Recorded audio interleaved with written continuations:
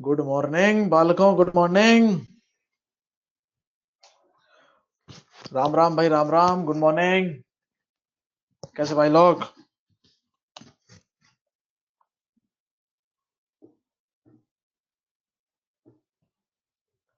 मैं बढ़िया बेटा।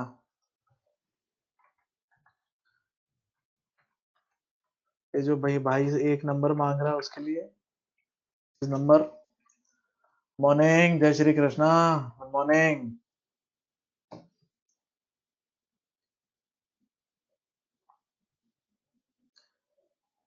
क्या भाई प्रथम शर्मा, क्या डाउट है बेटा? जल्दी बोल, फटाफट लिख, बार बार डाउट डाउट मत लिख गधेड़े।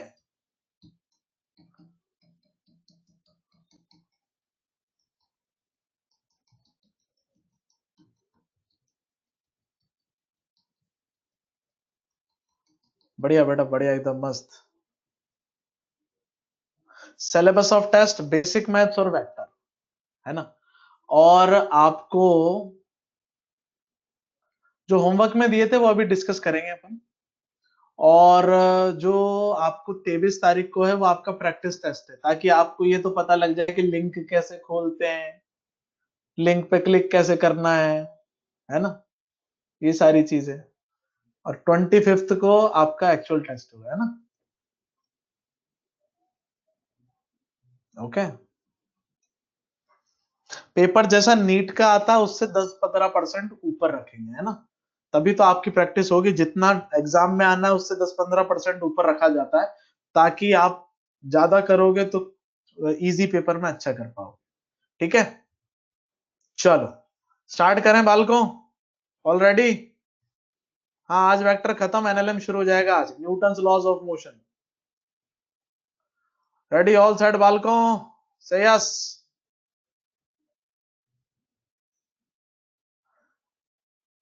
चलो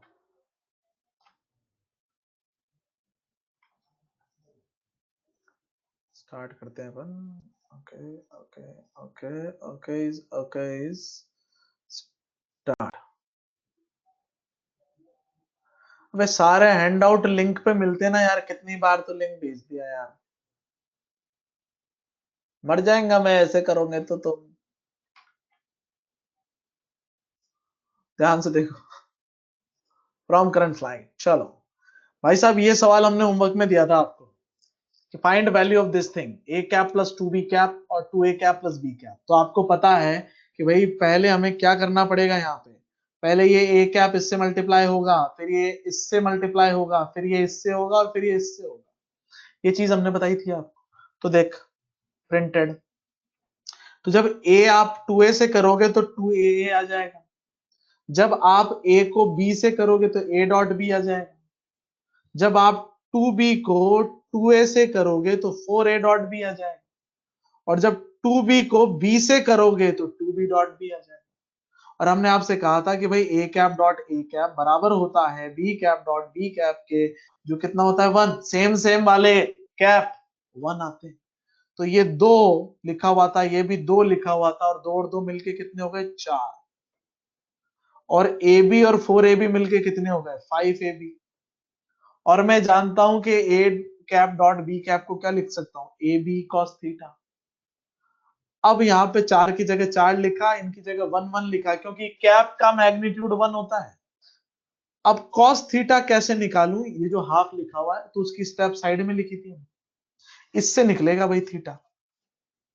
ये डब्बे का क्या फॉर्मूला होता है, under root A square plus B square plus 2ab cos theta. तो A cap plus B cap की वैल्यू कितनी दे रखी है, √3 रख दी। और कैप है तो इनके मैग्नीट्यूड कितने होंगे 1 और 1, तो रख दिए 1 1 2 1 1 कॉस थीटा। कॉस थीटा कितना आ गया बेटा, हाफ। तो जैसे ये कॉस थीटा हाफ आया, हमें गेम समझ में आ गया, कॉस थीटा उठा के हमने यहाँ रख दिया और आपका आंसर निकला 4 प्लस 2.5 यानी कि 6.5। खत्म। एक और दिया था देख, फाइंड एंगल बिटवीन ए जे माइनस के एंड बी 2i-4k। कहा था एंगल निकालने के लिए तरीका क्या है, डॉट प्रोडक्ट। अरे क्या तरीका है लाला, डॉट प्रोडक्ट। तो अब ध्यान से देख, तो ए और बी को लिखा मैंने, ए और बी का डॉट। ए में आई कैप नहीं था, इसमें आई नहीं है देख, तो आई की जगह 0 रख दिया। बी में जे नहीं है तो जे की जगह 0 रख दिया। डॉट ऐसे ही करते हैं ना, तो क्या लिखूंगा 2 इंटू 0 0, यहां पे लिखूंगा 1 इंटू 0 0, ये इससे मल्टीप्लाई, ये इससे मल्टीप्लाई और ये इससे मल्टीप्लाई, -1 इंटू -4 4 आ जाएगा। तो ए डॉट भी कितना है 4, तो ये ए डॉट भी तो उठा के यहां रखेंगे। अब ए बी कॉस थीटा में दो चीजें और चाहिए आपको, ए भी चाहिए और बी भी चाहिए, मैग्नीट्यूड से है। कैसे लिखूं ए का मैग्नीट्यूड, यही फॉर्मूला होता है ना भाई मैग्नीट्यूड का, अंडर रूट ए एक्स स्क्वायर ए वाई स्क्वायर ए जेड स्क्वायर। तो आई कैप की जगह 0, जे कैप की जगह ये 1, भाई ये 1 लिखा हुआ है ना यार, और के कैप 1, क्योंकि माइनस से कोई फर्क नहीं पड़ता मैग्नीट्यूड में। तो 1 1 कितना आ गया बेटा √2, खत्म। अब बी का देख ले, तो बी यहाँ पे कितना है, आई की जगह पे 2, जे था नहीं तो 0, और के कितना 4, माइनस से फर्क नहीं पड़ता, तो ये आ गया √20। अब इनको उठा के रख दिया √2 और √20, तो ये आपका निकल गया यहां से cos थीटा बराबर 4 बटे, इसे मल्टीप्लाई कर लिया √40, यहां से 2 बाहर आ जाएगा तो cos थीटा बनेगा आपका 2√2/√10, और थीटा आपका आ जाएगा cos इनवर्स 2/√10, खत्म। ऐसे करते हैं ये सवाल, क्लियर। आगे देखते हैं, अब अपन बात करेंगे यहां से क्रॉस प्रोडक्ट की, कि भाई वेक्टर प्रोडक्ट और क्रॉस प्रोडक्ट क्या चीज होती है। तो पहली बात, जैसा ही नाम से ही समझ में आ रहा है, ये वेक्टर प्रोडक्ट है, दो वेक्टर का क्रॉस करना है।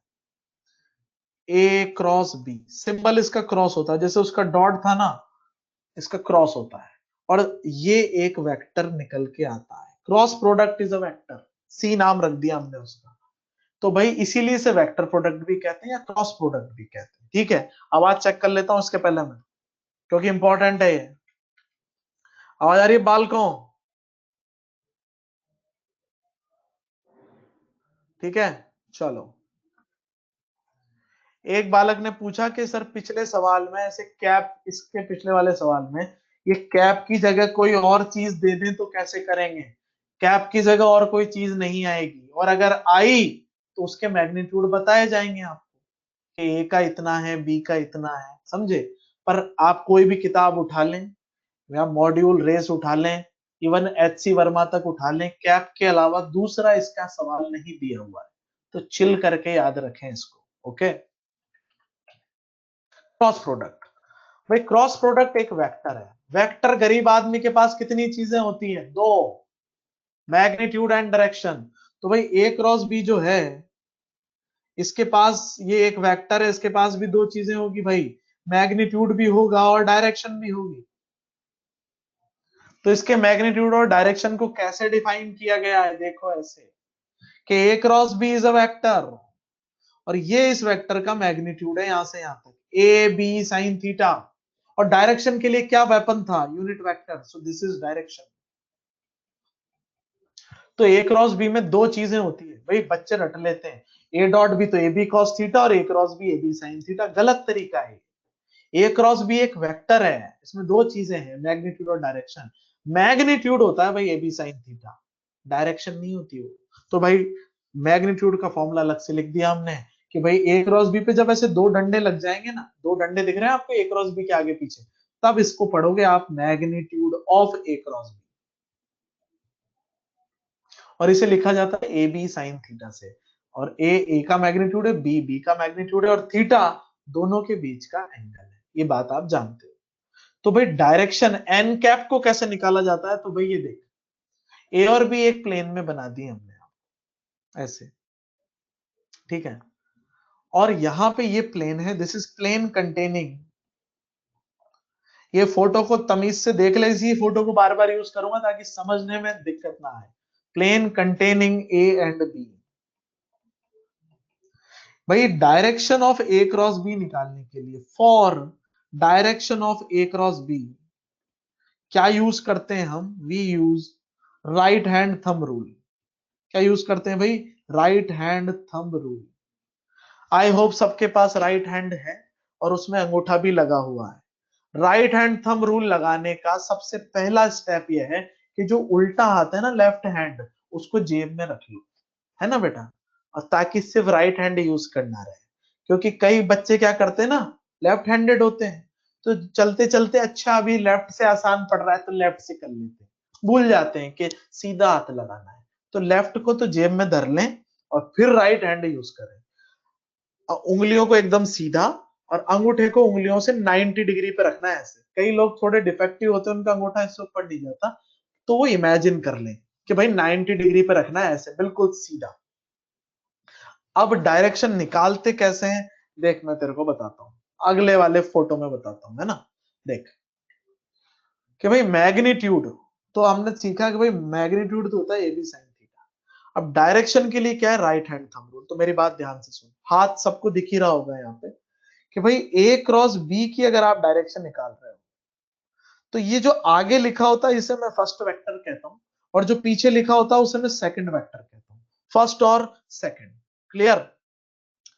अब तरीका क्या है, ये जो लाल रंग से एरो बना हुआ है ना, तो जब भी आपसे डायरेक्शन पूछे पहले वेक्टर से एरो को स्टार्ट करें और दूसरे वेक्टर तक बना दे टुवर्ड्स सेकंड वेक्टर, ए से चालू होके बी तक। समझ में ही बात है। और पहला और दूसरा किसको कहेंगे, भाई जो आगे लिखा रहेगा उसे पहला कहेंगे और जो पीछे लिखा रहेगा उसे दूसरा कहेंगे। और इस दिशा में ये जो लाल वेक्टर दिख रहा है आपको, ऐसे जैसे ही आप एरो लगा लोगे, अब इस कर्व्ड एरो की तरफ अपने सीधे हाथ की उंगलियों को फोल्ड करें, इस पे रख दें। जैसे ये अगर हाथ पे बना हुआ है ना ऐसे, तो उस पे उंगलियों को रख दे, तो थंब आपको पॉइंट आउट कर देगा किसकी डायरेक्शन, क्रॉस प्रोडक्ट की। तो ये देख मैंने हाथ इसीलिए बनाया है कि रखना कैसे है, कि अगर ये ऐसे घूम रहा है ना भाई ऐसे रोटेशनल एरो, तो उंगलियों को ऐसे फोल्ड करो एरो की तरफ, और थंब आपको किसकी डायरेक्शन दे देगा, किसकी, क्रॉस प्रोडक्ट की, ए क्रॉस बी। थंब को 90 डिग्री पे रखना है उंगलियों से, और डायरेक्शन किसकी मिली, ए क्रॉस बी की। फॉर एग्जाम्पल दूसरा देता हूं कि अगर मैंने तेरे सामने कह दिया बेटा ये बी है और ये सी है, और आपसे कहा कि भाई डायरेक्शन बताओ बी क्रॉस सी की डायरेक्शन, एग्जाम्पल, तो मुझे एक बात बता कौन सा फर्स्ट है कौन सा सेकंड है। तो बी फर्स्ट है क्योंकि आगे लिखा हुआ है, और सी सेकंड है। एरो लगा बी से सी की तरफ, तो एरो बना ले ऐसे, ये बना ले, गलती होएगी ही नहीं तेरी। तो ये एरो बना लिया बी से सी की तरफ, रोटेशनल एरो बिल्कुल ऐसे जैसे बी सी की तरफ घूम रहा हो। अब इस एरो पे, जैसे तुम्हारे पास फोन है तो फोन की स्क्रीन रख लो सामने, एरो दिख रहा होगा तुम्हें ये गोल घूमा हुआ, उस एरो पे अपनी उंगलियों को रखो ऐसे। थंब आपको डायरेक्शन दे देगा किसकी, क्रॉस प्रोडक्ट की। अब जैसे स्क्रीन है, मोबाइल है या लैपटॉप है तुम्हारे पास में, तो इस तरीके से बना हुआ है वो, उस पे यूं ऐसे ऐसे रखो। थंब किधर आएगा, अंदर की तरफ पॉइंट आउट करेगा। भैया आपका लैपटॉप या फोन, एरो यूं बना हुआ है, उंगलियों को उस एरो की तरफ रखो, घुसेड़नी जरूरी नहीं उसमें, इमेजिन भी कर सकते हो कि हाँ ऐसे ही दिखेगी। किधर जाएगा, अंदर। तो हमने कहा ये डायरेक्शन आ जाएगी इनसाइड द प्लेन। और प्लेन तुम्हारे पास है नहीं तो स्क्रीन कह दो, इनसाइड द स्क्रीन या प्लेन। और इनसाइड के लिए सिंबल क्या होता है, क्रॉस। सिंबल है भाई इनसाइड के लिए क्या, क्रॉस। तो ऐसे जवाब देते हैं। इसकी और प्रैक्टिस करवाऊंगा अभी डायरेक्शन, ठीक है। तो भाई पर तरीका ये है, भूलना नहीं। पहले अब मैग्नीट्यूड के सवाल बताऊंगा तुझे, फिर डायरेक्शन पे आ जाएंगे, फिर कंबाइन वाले करेंगे। तो ध्यान से देख, इससे पहले आवाज चेक, आवाज आ रही है बाल को, आवाज आ रही है, बढ़िया। एक लड़का कह रहा मेरे हाथ में 2 अंगूठे हैं एक कटवा ले बेटा चल ध्यान से देखो, if magnitude of a and b are 5 and 10, तो आपसे पूछा जा रहा है मॉड्यूलस ए क्रॉस बी। तो मुझे एक बात बताइए, जो मॉड्यूलस ए क्रॉस बी इसका क्या फॉर्मूला होता है, अरे जल्दी बोल, ए बी साइन थीटा, यही होता है ना भाई फॉर्मूला। अब ये क्यों लगाया, एन कैप क्यों नहीं लगाया, क्योंकि 2 डंडे खींचे हुए, मैग्नीट्यूड लिखा है उसने, तो ए की जगह पे रखा 5, बी की जगह पे 10, तो रख दूंगा भाई। और साइन 53 कितना होता है आपका, 4/5, 5 से 5 cancel out, this is sine 53, 4/5, कितना बचा, 40। इतने लल्लू लाल सवाल हैं सड़े सड़े, ऐसे ही आते हैं। अगला देख,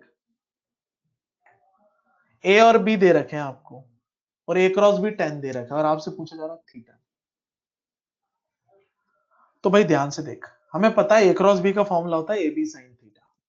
अब ये आपको दे रखा है 10, ये आपको दे रखा है 4, और ये आपको दे रखा है 5, तो मैंने रख दिया। ए क्रॉस बी की जगह रखा हमने यहाँ पे कितना 10, और ए की जगह 4, बी की जगह 5, तो साइन थीटा की वैल्यू निकल गई आपके पास यहाँ पे 1/2, 10/20, तो कितनी आएगी 1/2। अब यहाँ पे बच्चे देखते ही कह देते हैं थीटा सर 30 डिग्री। भाई सही बात है, लेकिन यहाँ एक चीज ध्यान रखनी है, that angle between two vectors, ये भाई बहुत इंपॉर्टेंट बात है, ध्यान रखना, angle between two vectors can be present from 0 degree to 180 degree, यानी कि फर्स्ट एंड सेकंड क्वाड्रेंट में ही हो सकता है क्या, दो वेक्टर के बीच का एंगल, क्योंकि हमें छोटा वाला लेना होता है, याद कर एंगल बिटवीन वेक्टर्स, इसलिए ये 0 से 180 के बीच में होता है, और 0 से 180 यानी कि फर्स्ट क्वाड्रेंट और सेकंड क्वाड्रेंट दोनों में ही साइन थीटा पॉजिटिव होता है, ASTC रूल। तो यहां दो आंसर आते हैं, जब भी क्रॉस प्रोडक्ट के सवाल में एंगल पूछेगा ऑलवेज टू आंसर, एक फर्स्ट क्वाड्रेंट का और एक सेकंड क्वाड्रेंट का। तो अगर फर्स्ट क्वाड्रेंट का आंसर थीटा है तो सेकंड क्वाड्रेंट का आंसर 180 माइनस थीटा होता है, क्योंकि sine 180 minus theta same as sine theta. तो आप तो ये याद रखो जो मैंने लिखा है, फर्स्ट क्वाड्रेंट का थीटा, तो सेकंड क्वाड्रेंट वाला आंसर क्या होगा 180 माइनस थीटा। तो थीटा 30 डिग्री आपने निकाला, और सेकंड क्वाड्रेंट में कितना हो जाएगा 150 डिग्री, क्योंकि 180 माइनस क्या कर दोगे आप 30, तो आपको मिलेगा 150, क्योंकि साइन 150 भी हाफ होता है, चेक कर लेना अपने वो 3 रूल्स। तो ये ध्यान रखना है भाई अपने को, कि भाई क्रॉस प्रोडक्ट में जब भी साइन थीटा से एंगल निकालेगा तो हमेशा दो आंसर, एक फर्स्ट का और सेकंड का। तो अगर फर्स्ट का थीटा आ रहा है तुम्हारा, जो आप फटाफट निकाल सकते हो, तो सेकंड का क्या हो जाएगा 180 minus theta, this is important. दोनों में से कौन सा होगा नहीं पता, तो दोनों ऑप्शन आएंगे 30 या 150। आगे देख, ये होमवर्क के लिए इसकी स्टेप्स मैं बता देता हूं आपको, कि भाई हमने ये दे दिया और एंगल पूछ लिया आपसे फिर से, A cross B, A B sine theta रख देना, A dot B, A B cos theta रख देना, सॉल्व कर लेना, आंसर आ जाएगा। ये सॉल्यूशन यहाँ पे लिखा हुआ है, पर घर पे करें आप इसको बिल्कुल सेम। अब इंपॉर्टेंट पॉइंट डिस्कस करेंगे यहाँ पे कुछ। आपको हमने कहा यदि ए क्रॉस बी जीरो है, यानी कि if cross product is zero, तो मैं क्या क्या बोल सकता हूं। अगर क्रॉस प्रोडक्ट जीरो है इफ, तो मैं क्या क्या चीज कह सकता हूं। पहली मैं बोल सकता हूं या तो ए नल वेक्टर है या फिर बी नल वेक्टर है, क्योंकि दोनों में से कोई भी एक जीरो हुआ तो मल्टीप्लाई करते ही जीरो ही आएगा, जीरो में कुछ भी मल्टीप्लाई करते हैं तो जीरो ही आता है। तो भाई हमने कहा या तो ए जीरो हो सकता है या बी जीरो हो सकता है। फिर हमसे पूछा गया और भी कुछ हो सकता है क्या, तो हमने कहा हाँ, कि भाई ये क्रॉस प्रोडक्ट एक वेक्टर है, इसका मैग्नीट्यूड होता है ए क्रॉस बी, तो अगर कोई वेक्टर नल है तो उसका मैग्नीट्यूड कितना आता है जीरो, ये तो जानते ही हो आप। तो मैंने ए क्रॉस बी को जीरो रखा, तो दिमाग में एक बात आई कि अगर ए क्रॉस बी जीरो है, यानी कि A B sine theta zero है, क्योंकि ए क्रॉस बी किसके बराबर होता है ए बी साइन थीटा। अब यहाँ तीन चीजें, फर्स्ट सेकंड और थर्ड, तो आपने पहले पॉइंट में तो लिख लिया या तो ए जीरो या बी जीरो, तीसरा केस भी तो हो सकता है साइन थीटा में ऑल्सो भी जीरो, साइन थीटा भी तो जीरो हो सकता है भाई। तो अगर साइन थीटा जीरो हुआ, इफ साइन थीटा जीरो, तो क्या होगा, थीटा कितना रहा होगा 0 डिग्री। अरे थीटा कितना होगा 0 डिग्री, और दूसरा कितना होगा थीटा 180 डिग्री। अभी तो कहा था आपसे दो आएंगे एंगल, थीटा और 180 माइनस थीटा, थीटा जीरो है तो 180 माइनस थीटा कितना होगा 180 होगा। अरे जीरो घटाएगा तो 180 आएगा ना। तो ये दो केस पॉसिबल है, थीटा जीरो मतलब पैरेलल वेक्टर्स, पैरेलल वेक्टर्स मतलब डायरेक्शन सेम। तो जो भी वेक्टर एक ही दिशा में पॉइंट आउट होते हैं उनका क्रॉस प्रोडक्ट जीरो होता है। यहां से थीटा 180 मतलब एंटी पैरेलल वेक्टर्स, यानी कि डायरेक्शन अपोजिट, यानी कि ऐसे दिखेंगे। तो अब मेरी बात सुन, मैंने आपको यहां कहा कि अगर ए क्रॉस बी जीरो है तो तीन केस हो सकते हैं, या तो ए जीरो या बी जीरो या साइन थीटा जीरो।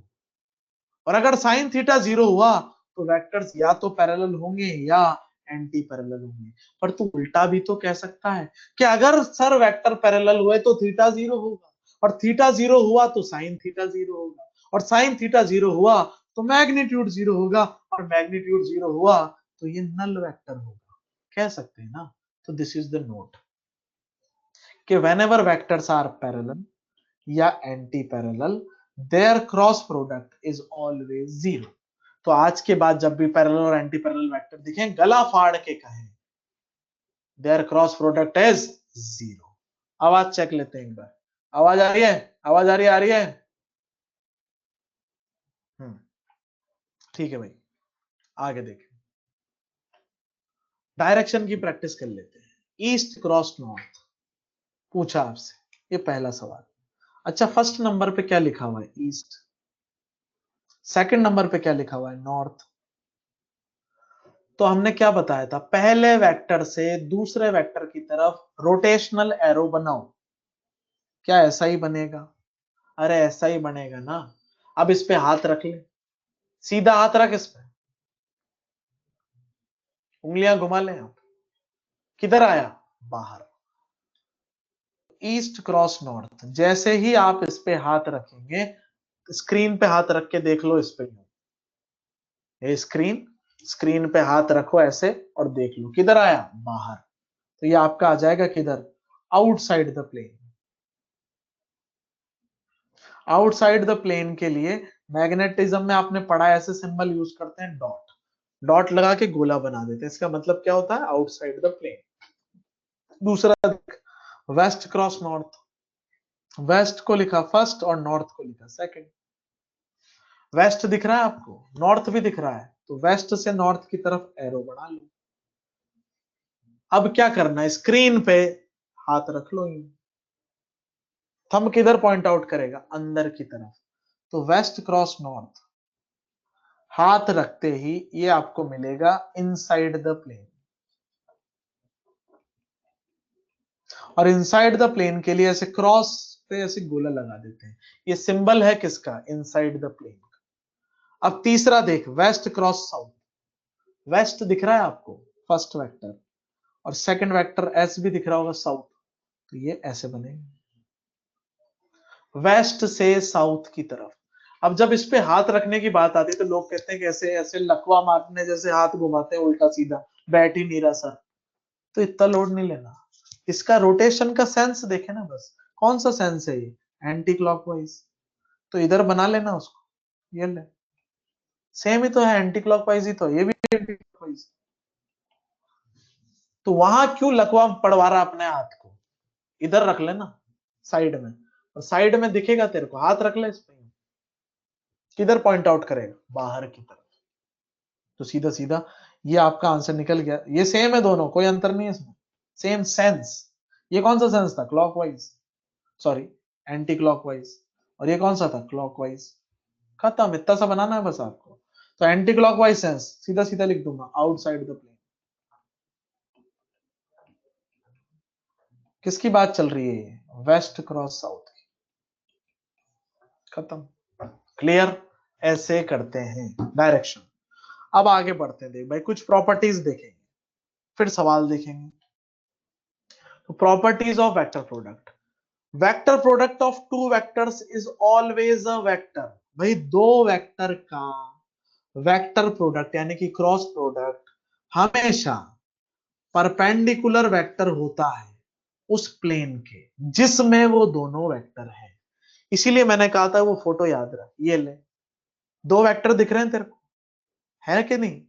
ये उनका क्या है भाई? लोगों का प्लेन है। तो ये कह रहे हैं कि इन दोनों वेक्टर का जब आप क्रॉस करोगे तो वो इस प्लेन के परपेंडिकुलर आएगा। तो आपको बताया भी था ए क्रॉस बी किधर आएगा भाई? अभी फोटो बनाया था, रेड एरो था वहां पे, हाथ का फोटो भी था। किधर आ रहा था वो? ऐसे आ रहा था ना बेटा, हाथ बना हुआ था ना अभी जब हमने बताया था, तो किधर आ रहा था वो? ऊपर। तो ए क्रॉस भी किधर आया? ऊपर।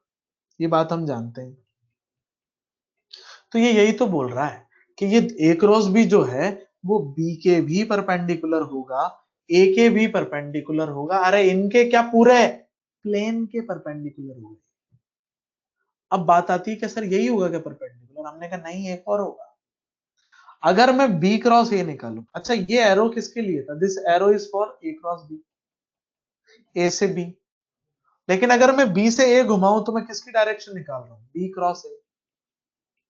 अच्छा बी क्रॉस ए निकाल के देख, दूसरे वाले एरो पे हाथ रख, बी से ए की तरफ नीचे आएगा वो ऐसे, तो ये आया बी क्रॉस ए आपका, ए क्रॉस बी और बी क्रॉस ए। इन दोनों वेक्टर को ध्यान से देख, ये दोनों वेक्टर कैसे वेक्टर हैं, अपोजिट वेक्टर्स हैं ये दो।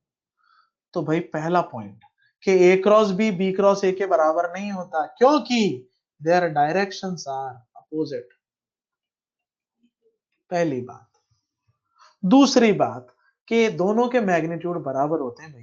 भाई हमें पता है कि ए क्रॉस बी जो होता है वो ए बी साइन थीटा होता है, और बी क्रॉस ए जो होता है उसी प्रकार से बी ए साइन थीटा होगा। अब मुझे एक चीज बता, 3 नंबर मल्टीप्लाई में लिखे हुए हैं 2 3 4, अब उसमें आप 3 को आगे लिख दो 2 को पीछे लिख दो, तो मल्टीप्लीकेशन में क्या फर्क पड़ता है, दोनों कैसे हैं, सेम, मैग्नीट्यूड सेम है भाई, मैग्नीट्यूड्स आर सेम। अर्थात मैग्नीट्यूड किसे रिप्रेजेंट करता है, लेंथ को, देयर लेंथ आर सेम। तीसरी चीज, एक बात बता, माइनस साइन की रेपुटेशन बताई कि माइनस साइन किसी भी वेक्टर में लगा दूं तो वो पलट जाता है। भाई अगर बी क्रॉस ए में तू माइनस लगा देगा तो ये पलट जाएगा, किसके जैसा हो जाएगा, डिट्टो हो जाएगा ए क्रॉस बी जैसा, इक्वल हो जाएगा उसके। तो तीसरा पॉइंट ये है कि अगर आप बी क्रॉस ए में माइनस लगा दो तो वो किस में बदल जाता है, ए क्रॉस बी में। समझ में आई बात यहां तक, तो 3 प्रॉपर्टीज हमने बता दी। अगली सुन, आगे सुन, आवाज चेक, आवाज आ रही है।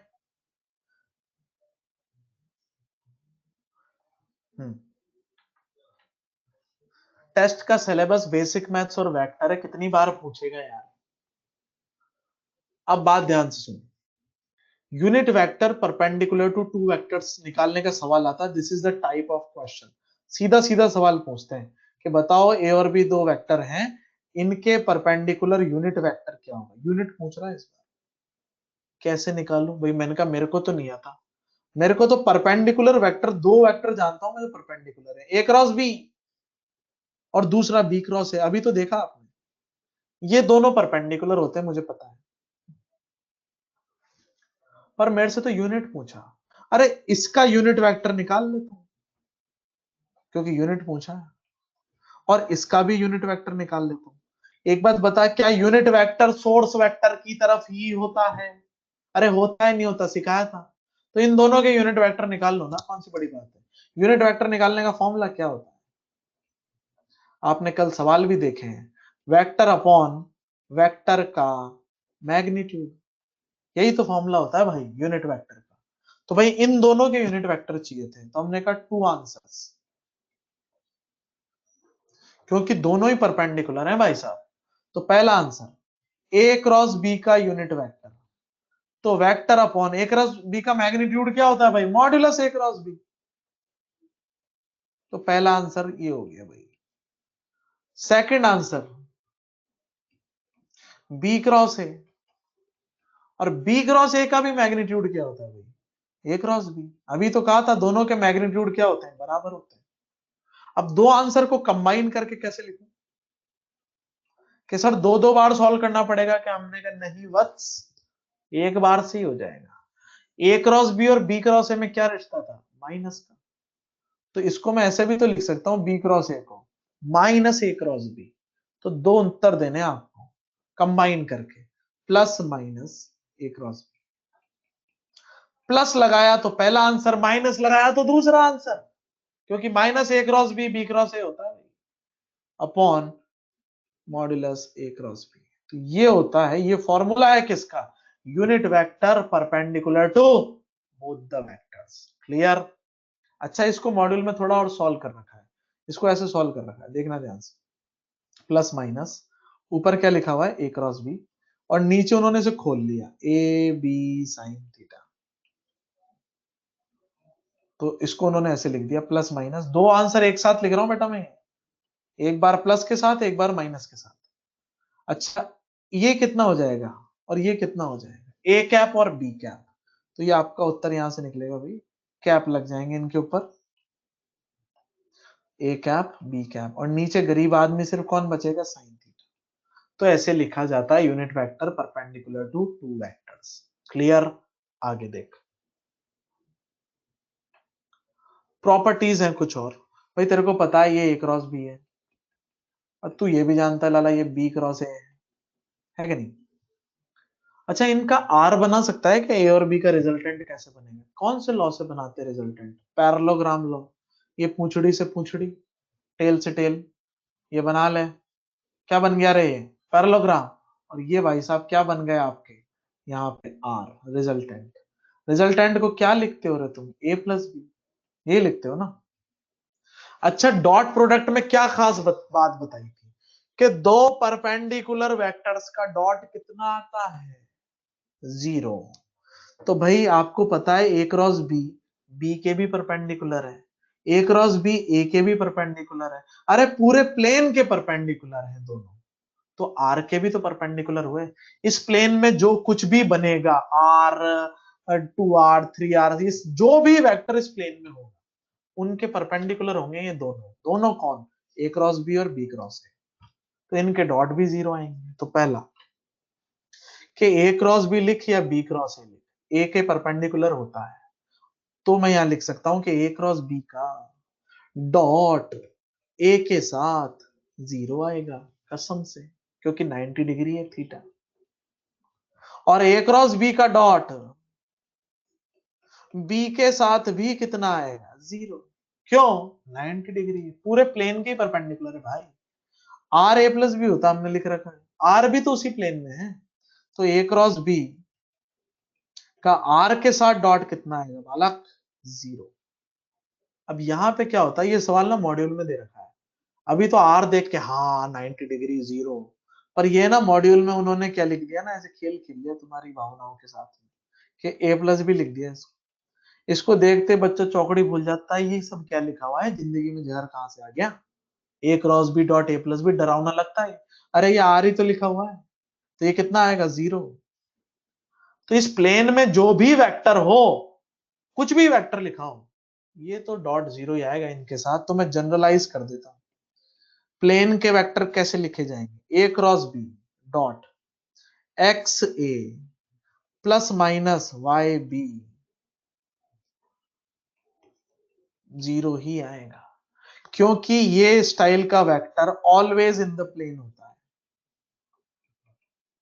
और यहां पर X and Y are constant.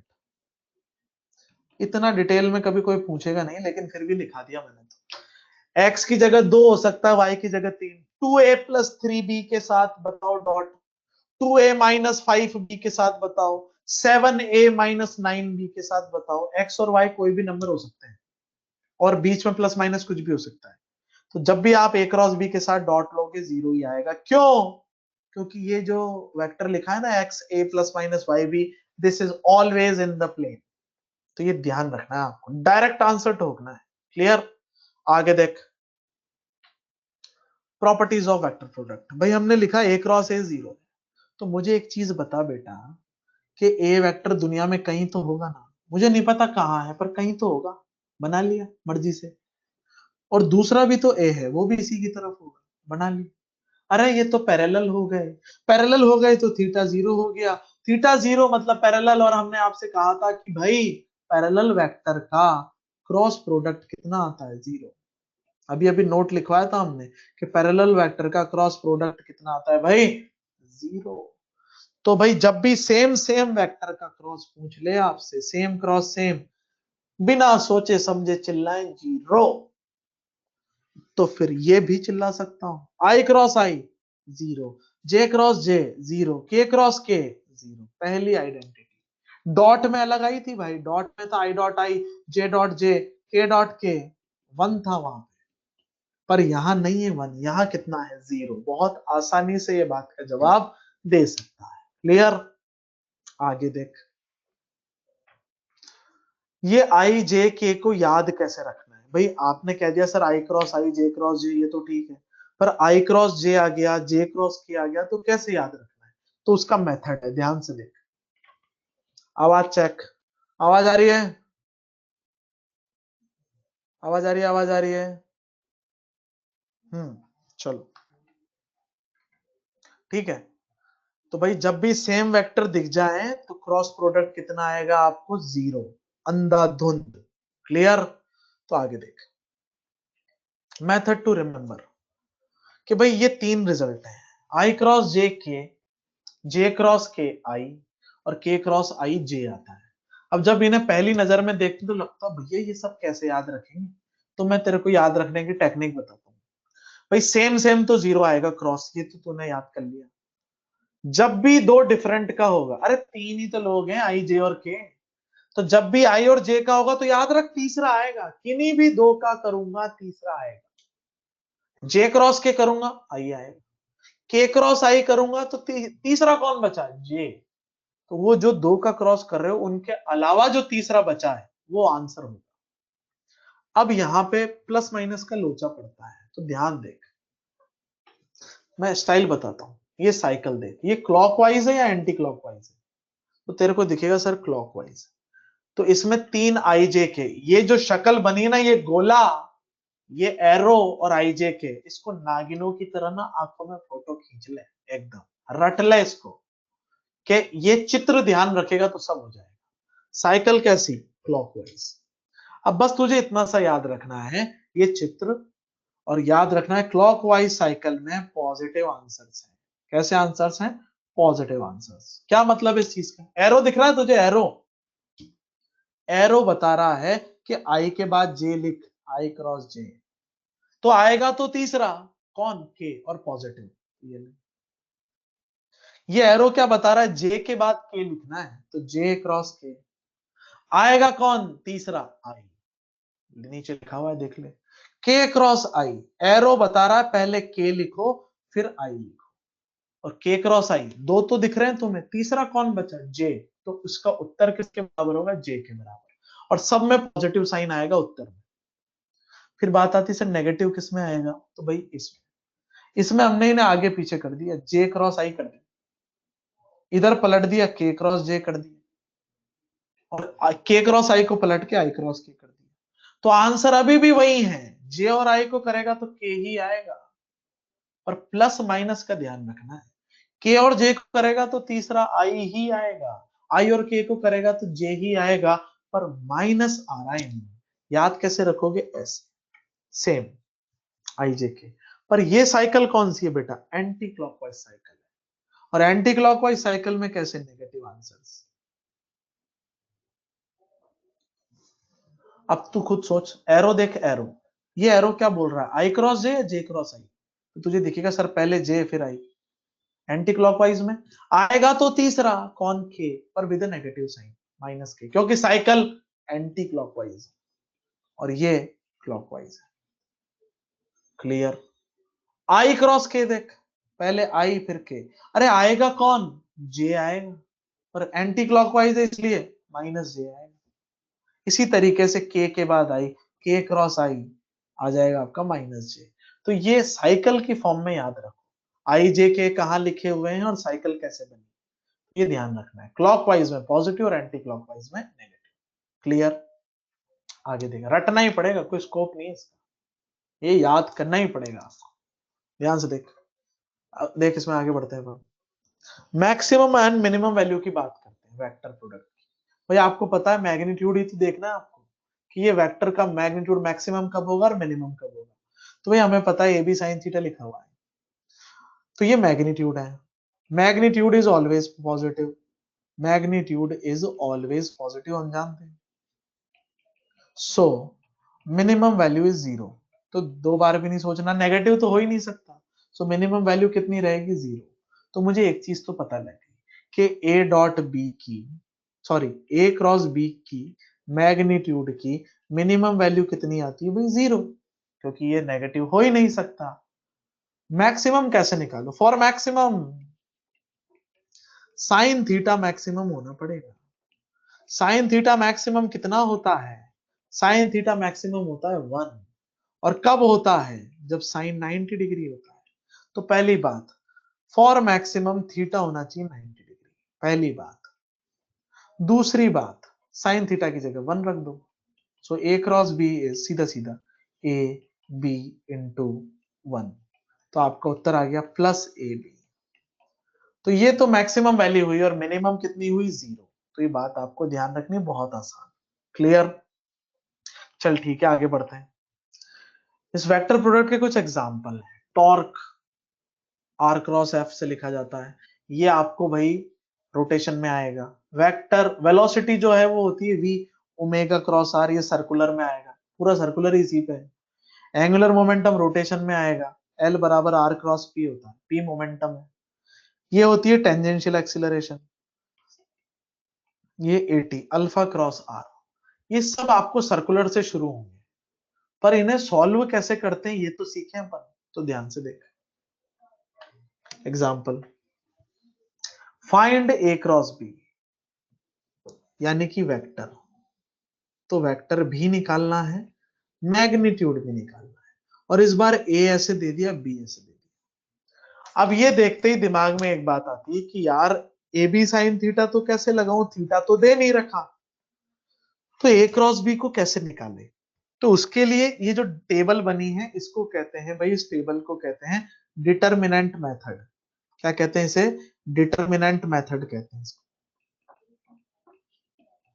Solution, आवाज चेक कर लूं, ये इंपॉर्टेंट है। आवाज आ रही है? ठीक है। पता नहीं कौन गधा पूछ रहा है इसमें कि किसी और एंगल में भी तो बना सकता है। अरे भैया थीटा कहां से कहां तक होता है वेक्टर का? 0 से 180 डिग्री। अभी लिखाया था नहीं लिखाया था? अब 0 से 180 डिग्री में साइन थीटा 1 कहां पे होता है? बस 90 डिग्री पे ही होता है ना, और तो कुछ रख नहीं सकता। एंगल बिटवीन टू वेक्टर्स कहां से कहां तक झूमता है? 0 से 180। तो 180 से बड़ा थीटा जा ही नहीं सकता, और 0 से 180 में साइन थीटा 1 केवल 90 डिग्री पे होता है। क्लियर? तो और किसी एंगल पे 1 होता ही नहीं है भाई, सिर्फ 90 को छोड़ के। किस दायरे में? 0 से 180 में। आगे देख, अब इस मेथड को कहते हैं डिटरमिनेंट मेथड। अब कान खोल के सुने एकदम ढंग से। हमें निकालना था ए क्रॉस बी, तो इसे भरने का कुछ तरीका है। पहली लाइन में आई जे के क्या है? फिक्स्ड। ये फिक्स्ड है भाई। ये 3x3 का बनाना है, 3 तो रो और 3 कॉलम ऐसे। तो पहली रो में क्या फिक्स्ड है? आई जे के, वो नहीं हिलेंगे। दूसरी रो में आप रखते हो पहले वेक्टर को, ए क्रॉस भी निकाल रहे हो ना, तो ये फर्स्ट है और ये सेकंड वेक्टर है। तो इसमें देख क्या है, ये 3 है, ये 2 है और ये 1 है। तो ये भर दिया 3, ये 2, ये 1। ये भरा हमने इसमें ए, और यहां भरा है बी। बी को देख, 2 -5 और 3 भर दिया। आई जे के नहीं भरने इन वेक्टर्स में, सिर्फ नंबर्स भरने इनके आगे। दूसरी रो में कौन आता है? जो पहले नंबर पे लिखा होता है, और तीसरी में कौन आएगा? जो सेकंड पे लिखा होगा। ढांचा बन गया। अब इस ढांचे को ऐसे भरते हैं, आई कैप, ये शक्ल ही रटनी है, आई कैप ब्रैकेट माइनस जे कैप ब्रैकेट प्लस के कैप ब्रैकेट। अब इसको देखते ही बच्चे के दिमाग में पहला आता है, ये जे में माइनस क्यों लगा है? तो भाई ये मैथमेटिक्स का टॉपिक है डिटरमिनेंट, हम इसको शॉर्टकट अप्रोच से करते हैं, ये सबसे छोटा तरीका।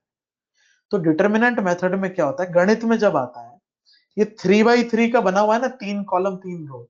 गणित में 4x4, 5x5, 6x6 सब क्या आते हैं।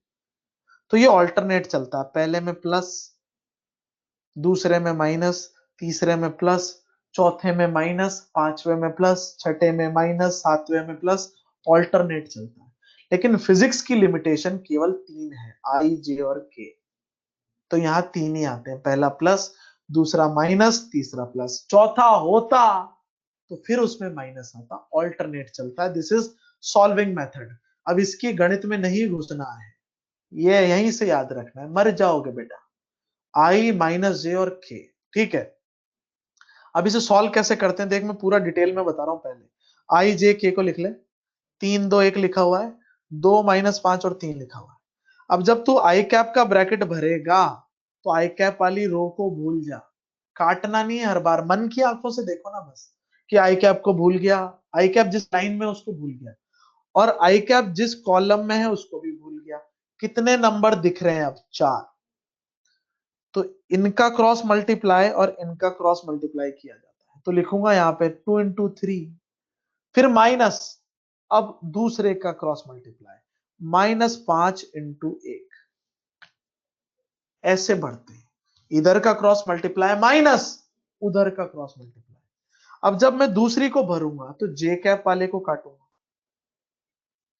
3 2 1 वापस से भर रहा हूं, तो अब जे कैप की रो को भूल जाए और जे कैप के कॉलम को भूल जाए, है ना। अब क्रॉस मल्टीप्लाई करूंगा, देख ध्यान से, तो क्रॉस मल्टीप्लाई में दिखा 3 × 3 और इधर आएगा 2 × 1, तो क्या आया बेटा ये 3 × 3 माइनस ये क्या लिखूं 2 × 1, खत्म। तीसरा देख, के कैप वाले को जब लिखूंगा तो ऐसे लिखूंगा आई जे और के, फिर से बढ़ दिया 3 2 1 2 -5 और 3। अब के कैप की रो को भूल जाए, के कैप के कॉलम को भूल जाए, वर्टिकल को कॉलम कहते हैं, इसे रो कहते हैं। तो अब ध्यान से देख,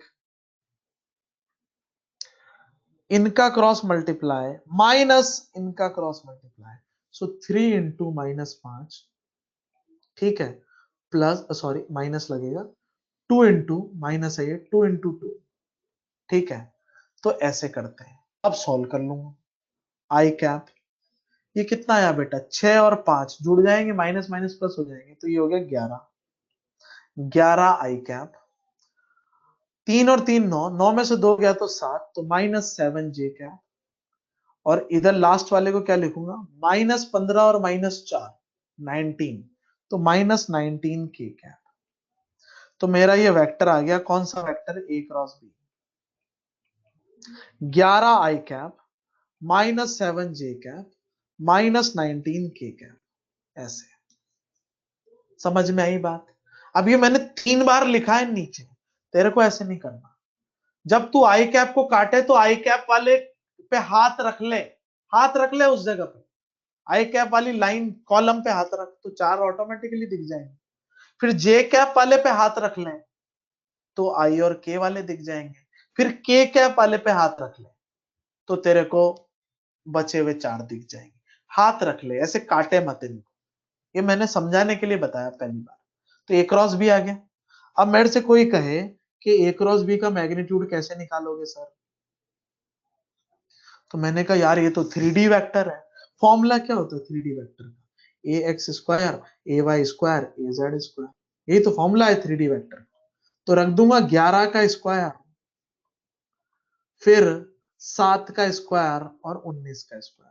हमारे पास जगह की कमी है, आप स्क्वायर करके सॉल्व कर लेना। 11 का 121, 7 का 49 और 19 का कितना होता है भाई आपका स्क्वायर, कितना 381 के आसपास, 381 ही होता है।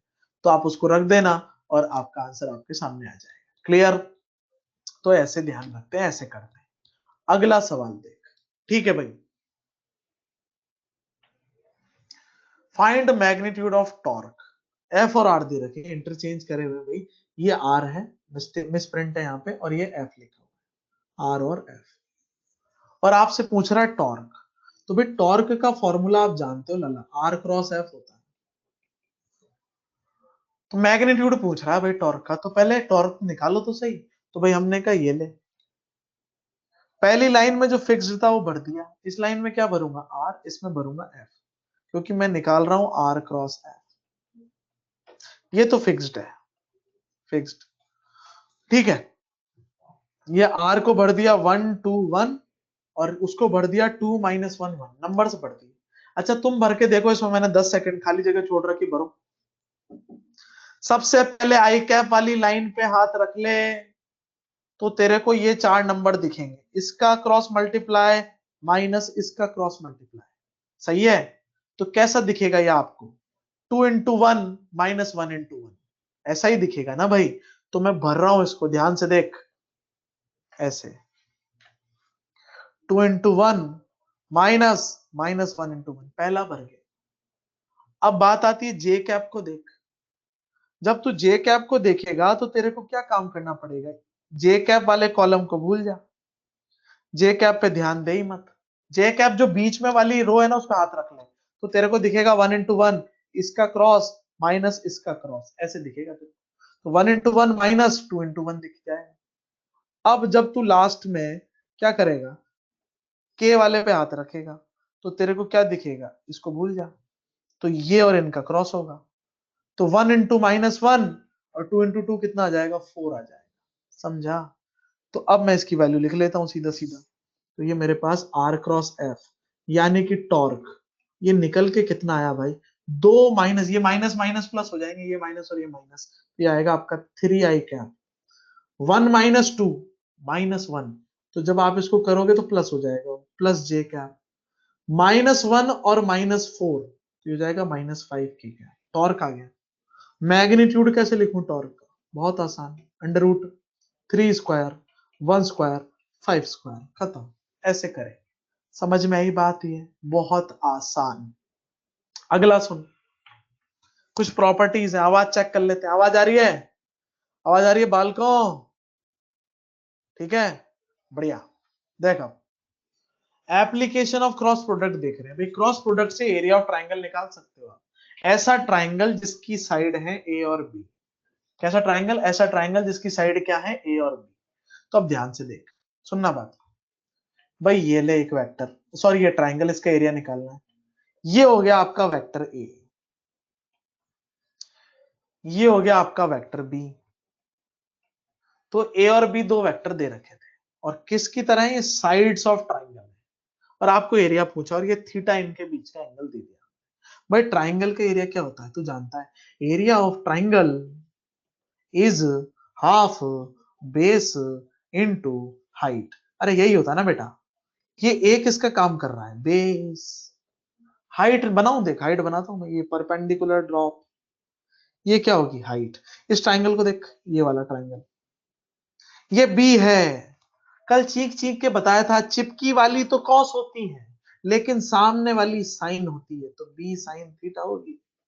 यही समझाया था ना भाई।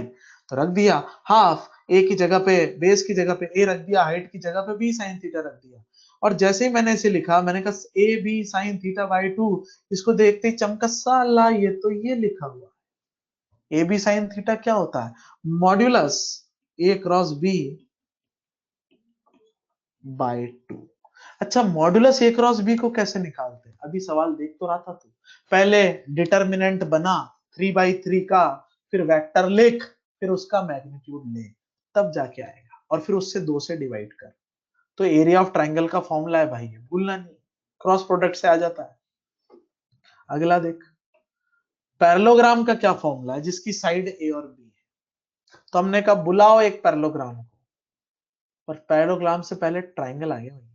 ये वही तो ट्राइंगल है जो भी आपने देखा कि सर ये ए था, ये बी था, अभी अभी आपने बताया था। और इसका एरिया मुझे पता था कि भाई सर आपने अभी बताया था, एरिया ऑफ ये जो ट्राइंगल आपके सामने है, इसका एरिया था modulus A cross B bye 2। यही था ना ट्राइंगल का। तो मैंने कहा इससे पैरेललोग्राम बनाऊं, ये ले और ये ले, क्या पैरेललोग्राम बन गया।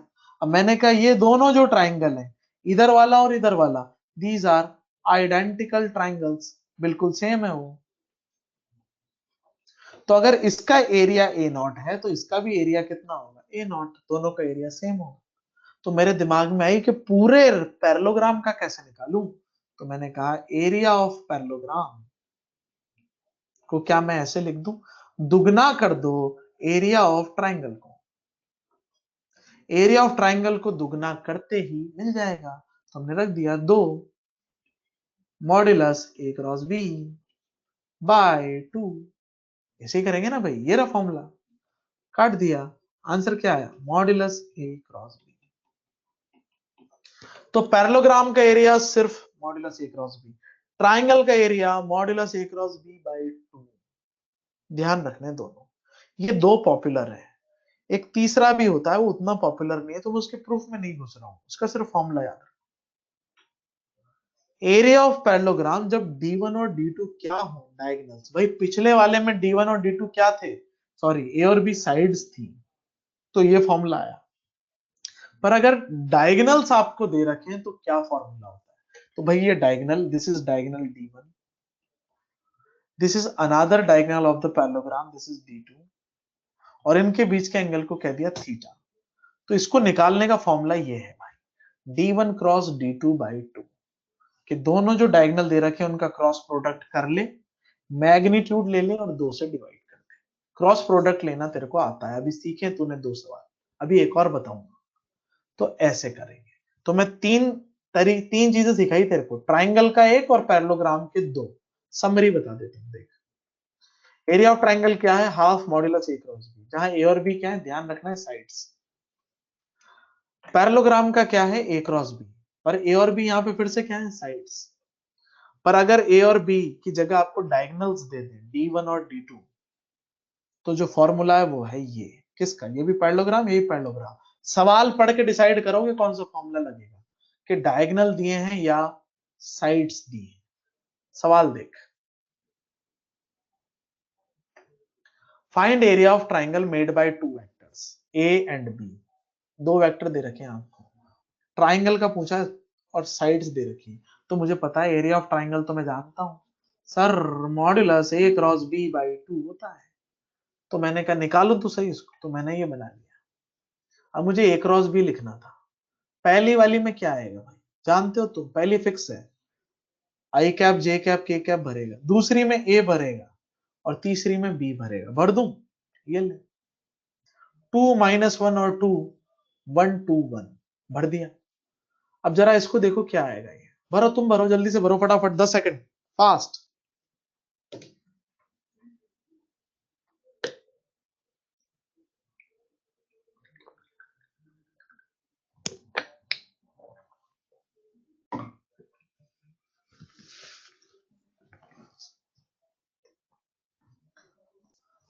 अब मैं भरता हूं, देख, चेक करना सही भरा है क्या। पहले में -1 × 1 और 2 × 2, तो ये हो गया -1 × 1 और 2 × 2। ये बीच में जो माइनस है ये फॉर्मूले का माइनस है, फॉर्मूले का माइनस है ये तो सब में ही लगता है भाई। अब जब जे कैप वाला भरूंगा तो किसको करूंगा, तो ध्यान से देख, जब जे कैप वाला भरूंगा तो मैं इसको हटा के जे कैप वाले पे फोकस करता हूँ। 2 × 1 और 1 × 2, क्योंकि जे कैप वाले कॉलम को काट देना है उस समय। सो 2 × 1, 2 × 1। अब जब के कैप वाला भरूंगा तो कैसे भरेगा, देख, इसको हटाया, अब के कैप वाले कॉलम को काट दूंगा, कितने बचे, 2 × 2 -1 × 1, सो 2 × 2 -1 × 1।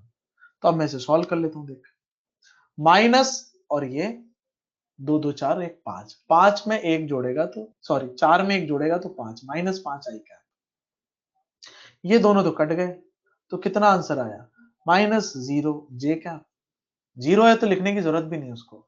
और ये कितना हो गया, 4 में से इसमें भी एक जुड़ेगा भाई, ये माइनस माइनस, ये माइनस और ये माइनस मिलकर प्लस हो जाएंगे, तो ये आपका कितना आ जाएगा, 5k कैप। तो आपका ए क्रॉस बी निकला बेटा यहां से, सीधा सीधा, -5i + 5k, जे लिखने की जरूरत नहीं है। अच्छा, इसका मैग्नीट्यूड कैसे निकालूं, तो भाई तू जानता है, मॉड्यूलस ए क्रॉस बी से निकाल लो सर। क्या करूंगा, √5 स्क्वायर + 5 स्क्वायर, 25 25 50, यानी कि 5√2। पर आंसर क्या है रे भाई, ट्राइंगल का area, modulus A cross B by 2, अरे यही है ना। तो क्या लिख दो इसे, सीधा सीधा 5√2/2, खत्म सवाल। या और सॉल्व करो तो ऐसे लिख दो, 5/√2, बेजम बैठ गई बात ही। तो क्रॉस प्रोडक्ट ऐसे करते हैं भाई, फॉर्मूला ध्यान रखना जरूरी। 2 सवाल होमवर्क में दे रहा हूं, बिल्कुल डिट्टो। पैरेललोग्राम का पूछा है और साइड्स दिए, फॉर्मूला क्या है भाई, P क्रॉस Q, क्योंकि यहाँ P और Q दिए, तो 2 नहीं आएगा बाई 2 इसमें, क्योंकि पैरेललोग्राम का है, साइड दी है। ये आपको घर पे करना है, सेम है भाई, बस वैल्यू पुट करनी है। अब जैसे इसमें तेरे सामने आई नहीं दे रखा, तो आई की जगह कितना रख देंगे, 0, खत्म। और एक डायगोनल्स का भी दे दिया हमने, और अगली क्लास में बता देंगे। तो ये डायगोनल का है, डायगोनल का क्या फॉर्मूला होता है, A cross Q, D1 D2 दे रखे हैं आपको, ए और क्यू, क्या करोगे, हाफ मल्टीप्लाई, खत्म। और ए क्रॉस क्यू कैसे निकालोगे, क्रॉस प्रोडक्ट से। 3 तरीके के सवाल बनते, तीनों फॉर्मूले पे, जो हमने सारे बता दिए। आगे देख, कंडीशन ऑफ कोप्लेनरिटी कि भाई तीन वेक्टर कोप्लेनर हो तो क्या कंडीशन होती है। आवाज चेक लेते हैं एक बार, आवाज आ रही है बेटा? रेस और मॉड्यूल आपके चढ़े हुए हैं एलन डिजिटल ऐप में, डाउनलोड सेक्शन में जाएं और वहां पे चेक कर लें। ओके चलो बढ़ते हैं। ABC are three coplanar vectors, इस पे एक ही टाइप का सवाल बनता है पर अच्छा कंसेप्ट है। देख, एक प्लेन में तीन वेक्टर थे तो मेरे दिमाग में एक बात आई कि ए क्रॉस बी कैसा बनता है, प्लेन के परपेंडिकुलर, जानता ही है तो ये इस पूरे प्लेन के परपेंडिकुलर है, तो सी के भी परपेंडिकुलर होगा, बी के भी होगा और ए के भी होगा। सी के क्यों होगा? क्योंकि सी उसी प्लेन में है, लिखा ना कोप्लेनर है। तो ये चीज जानता है कि भाई डॉट प्रोडक्ट जीरो आएगा इनका, तो फिर क्योंकि ए क्रॉस बी, ये जो वेक्टर यहाँ छपा हुआ है और सी के बीच में 90 डिग्री का एंगल है, थीटा 90। तो कंसेप्ट हमें मिला कि थ्री कोप्लेनर वेक्टर का कंसेप्ट क्या है कि भाई ए क्रॉस बी का डॉट सी वेक्टर के साथ जीरो आएगा। अरे इसी का नहीं, अगर तू बी क्रॉस सी कर लेना तो वो भी तो प्लेन के परपेंडिकुलर आएगा और उसका डॉट ए के साथ कितना है, जीरो। तू ए क्रॉस सी कर ले यार, वो भी तो प्लेन के परपेंडिकुलर ही होगा, क्योंकि दो वेक्टर का क्रॉस प्रोडक्ट उनके प्लेन के परपेंडिकुलर होता है और इनका प्लेन आपको दिख रहा है और परपेंडिकुलर होगा तो तीसरे के साथ डॉट जीरो आएगा, क्योंकि ये सब एक प्लेन में बोले गए हैं। तो this is the concept for coplanarity condition of three vectors. Solve कैसे करते हैं, सवाल कैसा आता है देखिए। ए वेक्टर दे रखा है, बी दे रखा है, सी दे रखा है और बोला तीनों कोप्लेनर हैं, तो एक्स की वैल्यू बताओ। हमने कहा कौन सी बड़ी बात है एक्स की वैल्यू बताना, हम जानते हैं कंसेप्ट कि ए क्रॉस बी करके सी के साथ डॉट करूंगा तो जीरो आएगा। तो ए क्रॉस बी निकालता हूं, ए और बी पे नजर डाल लें, अपनी दृष्टि ए और बी पर टिकाएं। ए के अंदर के नहीं है तो के की वैल्यू जीरो भर दिया मैंने, ये हो गया आपका ए, ये हो गया आपका बी। के नहीं था तो कितना रख दिया, जीरो। अब मैं भर देता हूं इसको, चेक कर ले एक बार, 1 into 1 और 2 into 0। इधर कितना आ जाएगा, 2 into 1, 1 into 0। ये भर दिया। जे वाले कॉलम को भूल जा, तो 2 into 1 बनेगा क्रॉस, -1 into 0 लिख लिया। अब के वाले को भूल जा, इसको भूल जा, तो ये चार बचेंगे, इसको भूलते ये चार बचेंगे, 2 into 2 और 1 into 1 रख दिया। तो तेरा ए क्रॉस बी वेक्टर यहां से कितना निकला, ए क्रॉस बी का नाम रख लो थोड़ी देर के लिए, डी वेक्टर मान ले। 1 - 0 तो ये आया तेरा आई कैप, दो में से जीरो घटेगा तो दो ही आएगा, सो -2j कैप। चार में से एक घटाएगा तो 3k कैप। ए क्रॉस बी आ गया। अब ये कंसेप्ट है भाई हमारा कंसेप्ट। सी के साथ डॉट लेना है डी का, क्योंकि डी ही तो ए क्रॉस बी है, तो मैंने लिख लिया सी डॉट डी लिख लिया। सी देख ले, ये रहा सी, छाप लिया यहाँ पे। ये डी, डी कौन है आपका, ए क्रॉस बी, छाप लिया। डॉट लेना है इनका, और डॉट कितना आना है इनका, जीरो। डॉट कैसे लेते हैं, ये इससे मल्टीप्लाई, ये इससे मल्टीप्लाई, ये इससे मल्टीप्लाई, 3 into 1 3, -2 into 1 2, -2 से -1 करेगा तो +2 आएगा, ये 3x और ये जीरो आना है, ये कंसेप्ट है भाई, जीरो। तो आ गया मेरा आंसर, यहां लिख लेता हूं 5 + 3x = 0। तो x की वैल्यू आ गई -5/3, खत्म। समझा क्या, ऐसा बनता है। लास्ट सवाल बता रहा हूं तेरे को, वेक्टर पैकअप करेंगे फिर। लास्ट नहीं, सॉरी सेकंड लास्ट है। How to check parallel and anti parallel vector, most important.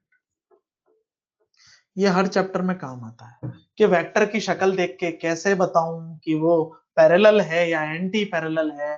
तो भाई ये दो वेक्टर दे दी, ए एक्स आई कैप, ए वाई जे कैप, ए जेड के कैप, और दूसरा बी एक्स आई कैप, बी वाई जे कैप, बी जेड के कैप। अब पैरेलल वेक्टर्स के लिए कंडीशन ये है कि जब मैं ए एक्स बटा बी एक्स करूंगा, यानी कि इसको इससे डिवाइड करूंगा, और अगर ये बराबर आ जाता है ए वाई बटा बी वाई के, और ये बराबर आ जाता है ए जेड बटा बी जेड के, तीनों बराबर होने चाहिए, और बराबर के साथ अगर ये पॉजिटिव आ रहा है तो आप कहें कि ये पैरेलल है। This is the condition to check parallel vectors, कि भाई अगर दोनों बराबर, ये सारे रेशो बराबर है और साथ में पॉजिटिव है तो पैरेलल। उसी प्रकार से कि ये सारे रेशो बराबर हैं A Y by B Y, A Z by B Z, और ये नेगेटिव है, तो इसे कहेंगे एंटी पैरेलल वेक्टर्स। बराबर आया और नेगेटिव आया तो कैसा होगा? Anti parallel. अब सवाल से कैसे देखते हैं, तो सवाल से देख ले भाई। देख example, find which set of vectors are parallel और एंटी पैरेलल और नॉट। जरूरी थोड़ी पैरेलल और एंटी पैरेलल ही हो, नहीं भी हो सकते। तो सवाल ये रहे आपके सामने, पहले को चेक करते हैं। तो पहले को देखते हैं, मैंने कहा ये तो ए एक्स है, ये तो ए वाई है, ये तो ए जेड है, ये बी एक्स है, ये बी वाई है, ये बी जेड है। क्या करना है रे बेटा? डिवाइड करना है। ए एक्स बटा बी एक्स तो कितना आया? 1/3, 1/2। अब उसको देख, ए वाई बटा बी वाई वो भी 1/2, ए जेड बटा बी जेड 2/4। तो तेरे को दिखेगा अरे यार ये तो सब बराबर है, 2/4 भी तो 1/2 ही होता है, और ये सब पॉजिटिव है। देख ले 1/2 पॉजिटिव ही तो नंबर है, तो क्या कहूंगा? पैरेलल। बराबर और आया पॉजिटिव तो पैरेलल। अगला चेक कर जल्दी, मैं नाम लिख देता हूं इनके, A X A Y A Z, B X B Y B Z. 2/-6 पहला, 1/-3 दूसरा, -1/3 तीसरा। अब तुम देखोगे तो तुम्हें दिखेगा सर ये भी तो -1/3 लिखा हुआ है, तो ये सब बराबर है भाई। और नेगेटिव और आए हैं, क्योंकि -1/3 आंख, जिसके पास आंखें उसे दिखेगा नेगेटिव होता है, और नेगेटिव है तो एंटी पैरेलल है। खत्म। तीसरा देख, A X A Y A Z, B X B Y B Z. तो मैंने क्या किया भाई, 1/1 A X by B X. दूसरे में क्या लिखूंगा? 1/-3। तीसरे में -1/1। ये भैया कोई भी बराबर नहीं आए, सब आने चाहिए बराबर। अगर दोनों में से एक भी अगर बराबर नहीं है ना भाई, तो आप सीधा बोलोगे neither parallel nor anti parallel. खत्म। ऐसे करते हैं। क्लियर? अरे समझ गया? आगे देख, last article, vector in terms of coordinate. इसका आपको वेक्टर चैप्टर में कोई सवाल नहीं है, पर ये आपको काइनेमेटिक्स और एनएलएम में काम में आएगा, सिर्फ हम इसीलिए बता रहे हैं, फिर वहां बच्चे को क्लिक नहीं करता। भाई आपको इस वेक्टर का नाम रख दिया ए, ये इसका क्या है? हेड। ये हेड के कोऑर्डिनेट है, और ये टेल है, और ये टेल के कोऑर्डिनेट लिखे हुए। तो किसी भी वेक्टर के जब कोऑर्डिनेट दिए जाते हैं हेड माइनस टेल के, सॉरी हेड टेल के, तो आप रट लो, खोपड़ी में से पूंछड़ी के कोऑर्डिनेट्स घटाने हैं। हेड माइनस टेल याद रख लो, तो घटाता हूं मैं, एक्स में से एक्स घटता है, वाई में से वाई, और जेड में से जेड। ऐसे दिखेगा वेक्टर। x2 में से x1, क्यों? क्योंकि हेड में से टेल घटाना है। y2 में से y1, हेड में से tell, z2 minus z1, head में से टेल। ऐसे घटाते हैं, x वाले में i कैप, y वाले में j कैप, z वाले में k कैप। खत्म। ऐसे लिखा जाता है vector in terms of coordinates. सवाल देख, ये लिखा हुआ है ए और बी है, तो ए बी लिख के बताओ। तो हमने कहा यार बी पे क्या है? हेड। ए पे क्या है? टेल। लिखना कौन सी बड़ी बात है? A B. हेड में से टेल घटाऊंगा, x2 में से x1, तो -1 में से घटाऊंगा -2 को, कॉमन ही आएगा, माय फॉल्ट। -1 में से घटा दिया -2, क्योंकि आपका x2 है भाई और ये आपका x1 है। हेड में से टेल घटाना है, x2 minus x1 I cap plus y2 minus y1, 2 में से घटेगा 4 j cap, z2 minus z1, 7 में से घटेगा 6 k कैप, और आपका आंसर आ गया -3 I cap -2 j cap plus k cap. ऐसे करते हैं। इसके सवाल आते ही रहेंगे, क्योंकि हर चैप्टर में आता है ये वाला पार्ट। ठीक है, चल ये वेक्टर का समापन। अब अपन शुरू करेंगे Newton's laws of motion. Clear? तो ध्यान से देखो, इसके बाद लेंगे काइनेमेटिक्स को, पहले एनएलएम लेंगे, क्योंकि इंस्टीट्यूट की पॉलिसी है हर जितने भी बैच चल रहे हैं सब में सेम चलेगा, तो पहले एनएलएम चलेगा, क्योंकि सब में पहले एनएलएम चल रहा है। तो एक बार आवाज चेक ले लेते हैं अपन, आवाज आ रही है? ठीक है, हाँ लेफ्ट हैंड पॉकेट से निकाल ले। चल, इसमें भी एक देवता कह रहे हैं रिपीट कर दो, मतलब बेटा कौन से नरक में जाएगा तू? हेड वाले कोऑर्डिनेट में से टेल वाले कोऑर्डिनेट घटाने, x2 में से x1 घटाना है, y2 में से y1 घटाना है, और z2 में से z1 घटाना है। ये फॉर्मूला है भाई। खोपड़ी में से क्या घटा दे, पूंछड़ी, ऐसे याद रखे ना बस। और आई जे के लगा देना, x में आई लगता है, y में j लगता है, z में k लगता है, खत्म हो गया। आगे देख, न्यूटन्स लॉज ऑफ मोशन। तो न्यूटन साहब की आत्मा को भगवान शांति दे, पढ़ते हैं नाम लेके। चलो, सबसे पहले एरिस्टोटल। एरिस्टोटल भैया ने एक फैलेसी दी थी। फैलेसी मतलब होता है रॉन्ग रिजल्ट। कि ये बहुत पुराना साइंटिस्ट तो क्या था, एक नॉलेजेबल बंदा था। इसके जमाने में तो लैब ही नहीं होती थी, तो साइंटिस्ट क्या। इन भाई साहब ने कहा कि एक कांस्टेंट और कंटिन्यूअस फोर्स चाहिए किसी बॉडी को यूनिफॉर्म मोशन में रखने के लिए। अब यहां से टर्म्स की बरसात होगी आप पे, तो टर्म्स ध्यान रखनी है। यूनिफॉर्म मोशन मतलब कांस्टेंट वेलोसिटी। वेलोसिटी एक वेक्टर होता है। वेक्टर में दो चीजें होती है, मैग्नीट्यूड एंड डायरेक्शन, और दोनों ही कैसे होने पड़ेंगे, कांस्टेंट।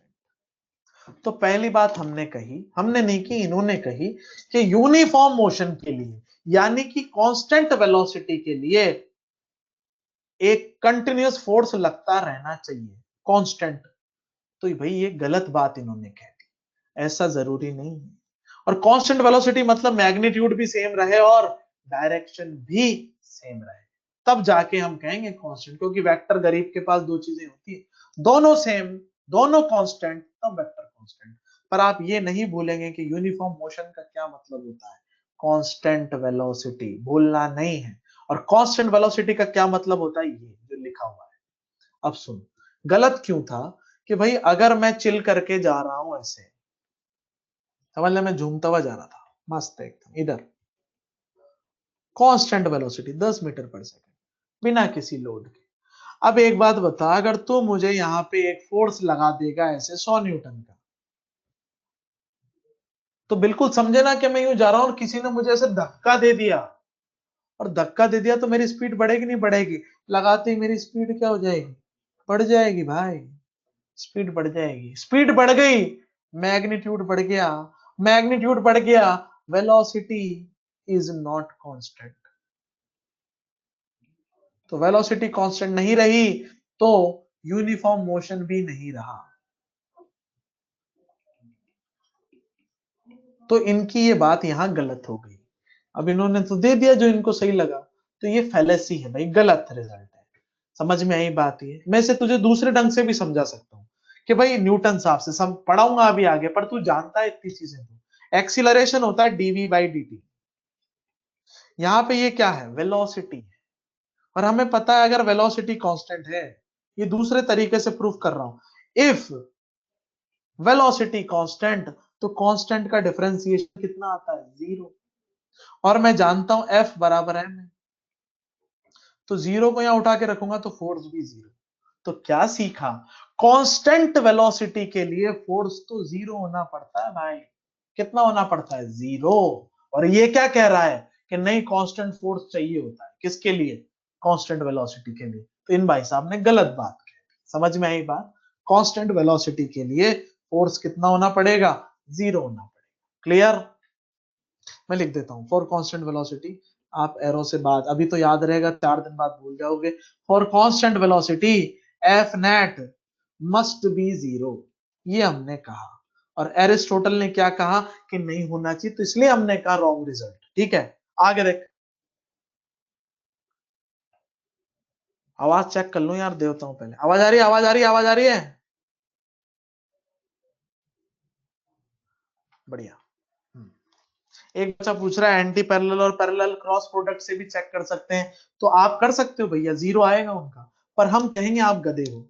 रीजन बीइंग, जब डिवाइड ही करके चेक कर रहा है तो इतना बड़ा डब्बा बना के आई जे के लिख के ऐसी घोर अनर्थ करोगे तो गधे ही।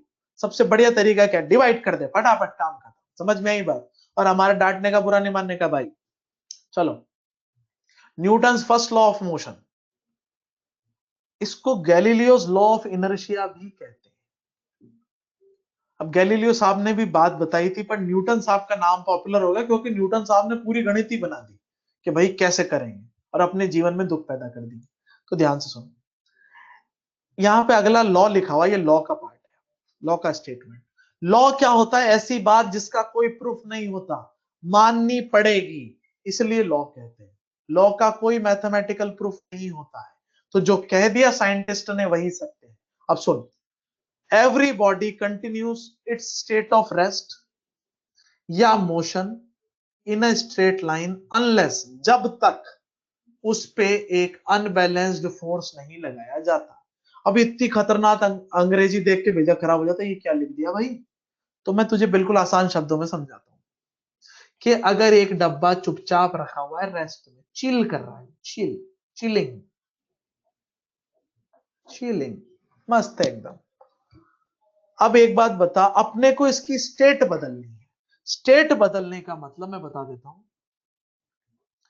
स्टेट चेंज का मतलब, स्टेट चेंज का मीनिंग वेलोसिटी चेंज करना होता है। स्टेट चेंज का मतलब वेलोसिटी चेंज करना होता है। ये डब्बा चुपचाप पड़ा हुआ था, वेलोसिटी कितनी थी, 0। चेंज करने के लिए क्या करें, रिक्वेस्ट करें क्या इससे, प्लीज चल चालू हो जाओ, चलने लग जाओ प्लीज भैया? नहीं कर सकते ना अपन ऐसा। क्या करेंगे, लात मार दो खींच के। क्या लगाना पड़ेगा, फोर्स लगाना पड़ेगा, एफ, तब चलेगा। ये लगाना मस्ट है, this is must for motion to start. यानी कि इसकी वेलोसिटी को 0 से बदलने के लिए फोर्स लगाना मस्ट है। ये बात इन्होंने कही कि अगर वो रेस्ट में पड़ा है तो फोर्स चाहिए चलाने के लिए, और अगर वो चल रहा है तो उसे रोकने के लिए फोर्स चाहिए। इमेजिन कर, एक छोटा सा बच्चा साइकिल पे तेरे सामने आ रहा है, चलाता हुआ ऐसे वी से। साइकिल का इसलिए लिया, ट्रेन व्रेन होती तो तुम रोक नहीं पाते ना, कि ट्रेन आ रही है, रोक ले बेटा जाके, नहीं रुकेगी, तू चपट जाए। तो अपनी औकात के हिसाब से अपन चीजें रोकेंगे। भाई साइकिल सामने से आ रही थी, मैंने कहा इसकी वेलोसिटी को बदल, वेलोसिटी कम करके बता इसकी। क्या करेगा, प्लीज रुक जा।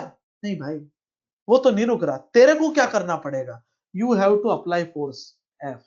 आप उसको ऐसे सामने से रोक लोगे, हैंडल पकड़ लोगे, पहिए पैर रख लोगे, लात मार दोगे, कुछ भी करोगे, पर उल्टा फोर्स लगा के रोकेगा। तो क्या लगाना पड़ेगा, फोर्स लगाना पड़ेगा। To stop we have to apply force. रोकने के लिए भी क्या लगाना पड़ेगा, फोर्स लगाना पड़ेगा। सेशन एक्सटेंड कर देता हूं, चल रहा है। तो भाई चलाने के लिए भी फोर्स जरूरी है और रोकने के लिए भी फोर्स जरूरी है। ये बात इन्होंने कही, इस अंग्रेजी का यही मतलब है कि रुकी हुई बॉडी को चलाने के लिए फोर्स चाहिए, और चलती हुई बॉडी को रोकने के लिए आपको क्या चाहिए, फोर्स चाहिए। यानी कि स्टेट चेंज करने के लिए क्या चाहिए, फोर्स। ये लॉ है। वेलोसिटी चेंज करने के लिए फोर्स लगाना पड़ता है, इतना ही इन्होंने कहा। तो अगली बात इन्होंने कही, यार इसको प्रिंट हो गया है, तो मैं इसको लिख देता हूं नीचे। इतनी सुंदर राइटिंग में लिखा था, पहली बार जिंदगी में इस पे प्रिंट हो गया, दोबारा लिखना पड़ेगा।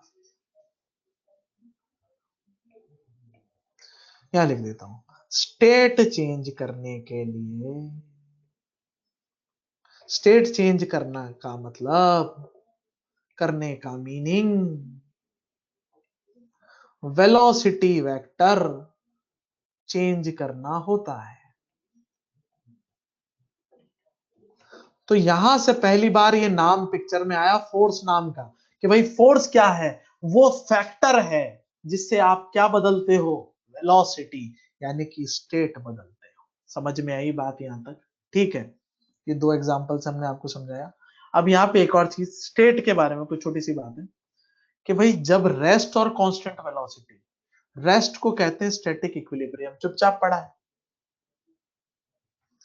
कांस्टेंट वेलोसिटी यानी कि चुपचाप सीधा जा रहा है, वेलोसिटी बदल रही है क्या, नहीं, तो इन दोनों को कहा जाता है फिक्स्ड स्टेट।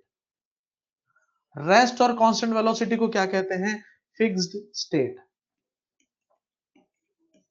क्योंकि बदल नहीं रही। यहां वेलोसिटी कितनी है, 0, फिक्स्ड है।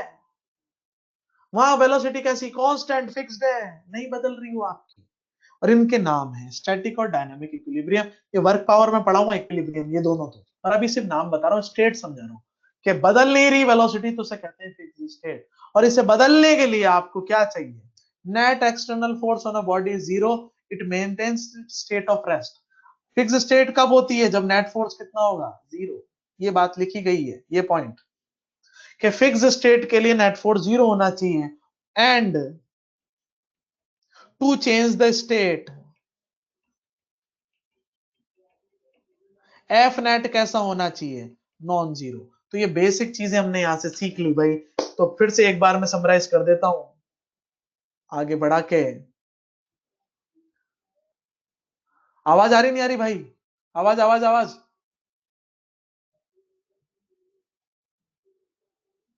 ठीक है, ध्यान से सुनो।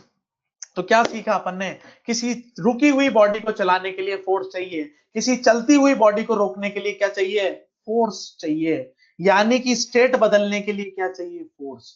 और फिक्स स्टेट क्या होती है, ये छपी हुई है आपके सामने। रुके हुए को भी फिक्स स्टेट कहते हैं, और कांस्टेंट वेलोसिटी को भी क्या कहते हैं, फिक्स स्टेट। वेलोसिटी नहीं बदल रही, स्टेट फिक्स्ड, तो नेट फोर्स कितना, 0, अंधाधुंध।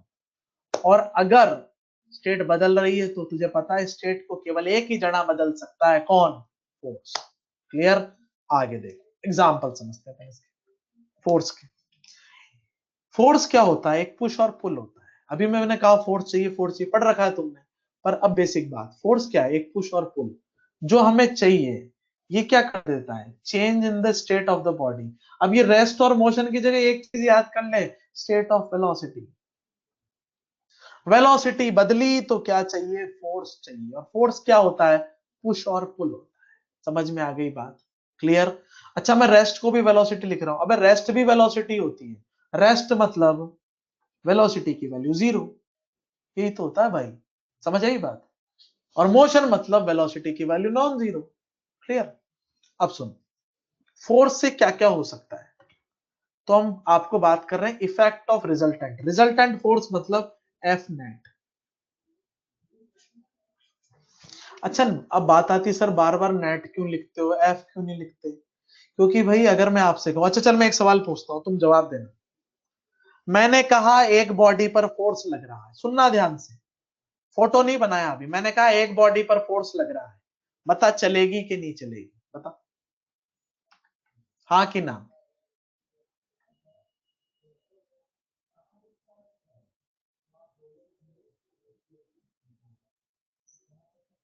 हम्म, बहुत सारे बच्चों ने गलत दिया है और बहुत सारों ने सही भी दिया है कि कुछ भी हो सकता है। तो हम क्या कह रहे हैं कि जैसे देख, ये बॉडी पे इधर भी 10 न्यूटन लगा दिया, इधर भी 10 न्यूटन लगा दिया। अब मुझे बता चलेगी कि नहीं चलेगी। तो तू कहेगा सर दोनों तरफ 10 है, कट गया, नहीं चली। पर मेरा स्टेटमेंट तो सही है, बॉडी पे फोर्स लग रहा है नहीं लग रहा, लग रहे हैं, दो दो लग रहे हैं, पर चली क्या, नहीं चली। तो फोर्स से डिसाइड नहीं करते, लिख लेना तुम्हें बात, फोर्स से डिसाइड नहीं करते हैं कि बॉडी चलेगी कि नहीं चलेगी। नेट फोर्स से डिसाइड करते हैं कि अगर मैं एक तरफ 20 रख दूं तो नेट फोर्स कितना आया है, 10। क्योंकि 20 बड़ा है, 10 छोटा है, तो एफ नेट कितना आ गया आपके पास में, 20 - 10, यानी कि 10। एफ नेट डिसाइड करता है कि बॉडी चलेगी या नहीं चलेगी। अब देख कि नॉन जीरो एफ नेट, यानी कि अगर एफ नेट नॉन जीरो हो, तो मैंने अभी अभी आपसे कहा था कि एफ नेट नॉन जीरो है तो स्टेट बदलेगी, स्टेट चेंजेस। स्टेट चेंजेस मतलब वेलोसिटी चेंजेस। वेलोसिटी में कितनी चीजें होती हैं, दो। मैग्नीट्यूड और डायरेक्शन। तो एक बात बता, क्या स्पीड बदल सकती है क्या फोर्स से? हाँ, देख मैं ऐसे जा रहा था, चिल करते हुए जा रहा था, एकदम हाथ फैला के ऐसे यूं, और किसी ने मेरे को पीछे से ऐसे धक्का मार दिया, लात मार दी ऐसे करके, सटाक, फोर्स लगा दिया ऐसे पीछे से, तो मेरी स्पीड बढ़ेगी नहीं बढ़ेगी? पहले क्या होगा, लात खाते स्पीड बढ़ जाएगी। अबे तू खुद ही सोचना, तू यूं जा रहा, आगे चलता हो जा रहा था, मैंने धक्का मार दिया एकदम से, स्पीड बढ़ेगी नहीं बढ़ेगी? बढ़ जाएगी। पहली बात, इट में चेंज द डायरेक्शन। भाई डायरेक्शन चेंज हो सकती है क्या? हाँ, कि देख सुनना ध्यान से, ऐसे रोड है ना, और मैं ऐसे जा रहा था, यूं जा रहा था, और किसी ने ना इधर से धक्का मार दिया, तो मेरी डायरेक्शन घूम जाऊंगा मैं उधर। खुद सोचे ना कि भाई मैं यूं जा रहा हूं, सीधा ऐसे जा रहा हूं, यूं करके जा रहा हूं, और किसी ने इधर से धक्का मार दिया, तो मैं यूं घूम जाऊंगा ना यार। चलते चलते आपको कोई साइड में धक्का मार देता तो मुड़ जाते हो ना, बिल्कुल वैसे के वैसे ही। तो ये डायरेक्शन भी चेंज हो सकती है अगर आप फोर्स लगा दें तो। ये पहले पार्ट का एग्जाम्पल है, ये दूसरे पार्ट का एग्जाम्पल है। इट में change both the speed and direction. क्या फोर्स से दोनों भी बदल सकते हैं एक साथ? हाँ। तीसरे का एग्जाम्पल देता हूँ, अलग कलर से कर लेते हैं। कि भाई जैसे एक रोड है, ऐसे सर्कुलर रोड है, एक गाड़ी चल रही है, यहाँ पे कार है, कार, और ये v वेलोसिटी से चल रही है। अब मुझे एक चीज बता, तूने एक्सेलरेटर पे पैर रख दिया, सर्कल पे तू टर्न कर रहा था और एक्सेलरेटर पे पैर रख दिया, स्पीड बढ़ेगी नहीं बढ़ेगी? अच्छा, गाड़ी कैसे चल रही है? रोड से फोर्स मिलता है, फ्रिक्शन में बताऊंगा। तो वो फोर्स से गाड़ी चल रही है, एक्सीलरेटर देते ही फोर्स बढ़ गया, फोर्स बढ़ते ही स्टेयरिंग तो मोड़ ही रखा है, तो घूम तो रही है गाड़ी, और साथ में स्पीड भी बढ़ रही है, तो दोनों काम भी हो सकते हैं, स्पीड इंक्रीजिंग और टर्न भी हो रहा है, दोनों काम हो रहे हैं, टर्निंग भी हो रही है और स्पीड भी बढ़ रही है। तो डायरेक्शन और दोनों चीजें चेंज हो सकती है, डायरेक्शन भी और स्पीड भी। अच्छा, आप फोर्स से शेप और साइज भी बदल सकते हो, ये कौन सी बड़ी बात है, ये तेरा मुंह है, खुश था तू, इधर से एक पैर से इधर से दबा दिया, एक बार इधर पैर से दबा दिया, और यूं करके चपेट दिया, शेप बदल सकता नहीं बदल सकता मुंह का? अब यूं पकड़ने से बदल जाता है। तो किसी भी बॉडी पे फोर्स लगा के उसके हिसाब का, बॉटल है, थोड़ा सा फोर्स लगाऊंगा तो नहीं दबेगी, ज्यादा जोर से लगा दूंगा तो पिचक जाती है ना। तो फोर्स से आप बॉडी के शेप और साइज को भी बदल सकते हो, तो इतनी चीजें कर सकते हो फोर्स से। क्लियर? आगे बढ़ते हैं। Units and measurement of force. आवाज चेक कर लेते हैं एक बार। आवाज नहीं आ रही क्या भाई? आवाज नहीं आ रही क्या?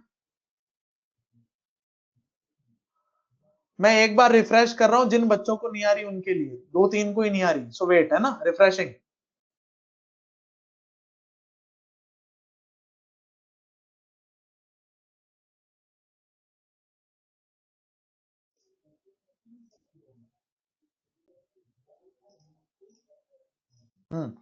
ठीक है, चलो, तो ध्यान से देखो, अब आगे बढ़ते हैं। 5 मिनट में आपको छोड़ देंगे भाई, 5 मिनट्स। यूनिट्स की बात करते हैं कि भाई फोर्स की यूनिट क्या होती है। भाई इसकी सबसे पहले यूनिट है न्यूटन। 1 न्यूटन, 1 न्यूटन बराबर 10 की पावर 5 डाइन भी होता है। ये इसकी एसआई यूनिट है भाई, आप जानते ही हो, ये इसकी सीजीएस यूनिट है। एसआई सीजीएस क्या होते हैं, यूनिट एंड डायमेंशन पढ़ाऊंगा तब समझा कि एसआई एक सिस्टम है, सीजीएस भी एक सिस्टम है। और भी यूनिट होती है, केजी वेट, या इसको केजीएफ भी कहते हैं। इसका मतलब ये होता है कि अगर मैंने आपको बोला 5 केजी वेट फॉर एग्जाम्पल, तो 5 किलो के वेट के बराबर फोर्स, 5 किलो का वेट कितना होता है? mg, यानी कि 5 × 10, कितना लिखोगे? 50। कायदे से 9.8 लेते हैं, पर हम कैलकुलेशन आसान करने के लिए क्या ले लेते हैं? 10। तो ये मतलब होता है इसका, ये 50 Newton. This is the thing. अगर लिखा होता आपके पास में 8 kgf, तो आपको कुछ नहीं करना होता, 8 × 10 कितना होता आपका? 80 न्यूटन। ऐसे करते हैं, क्लियर? इसके जो डायमेंशन होते हैं वो ऐसे लिखे जाते हैं, MLT-2।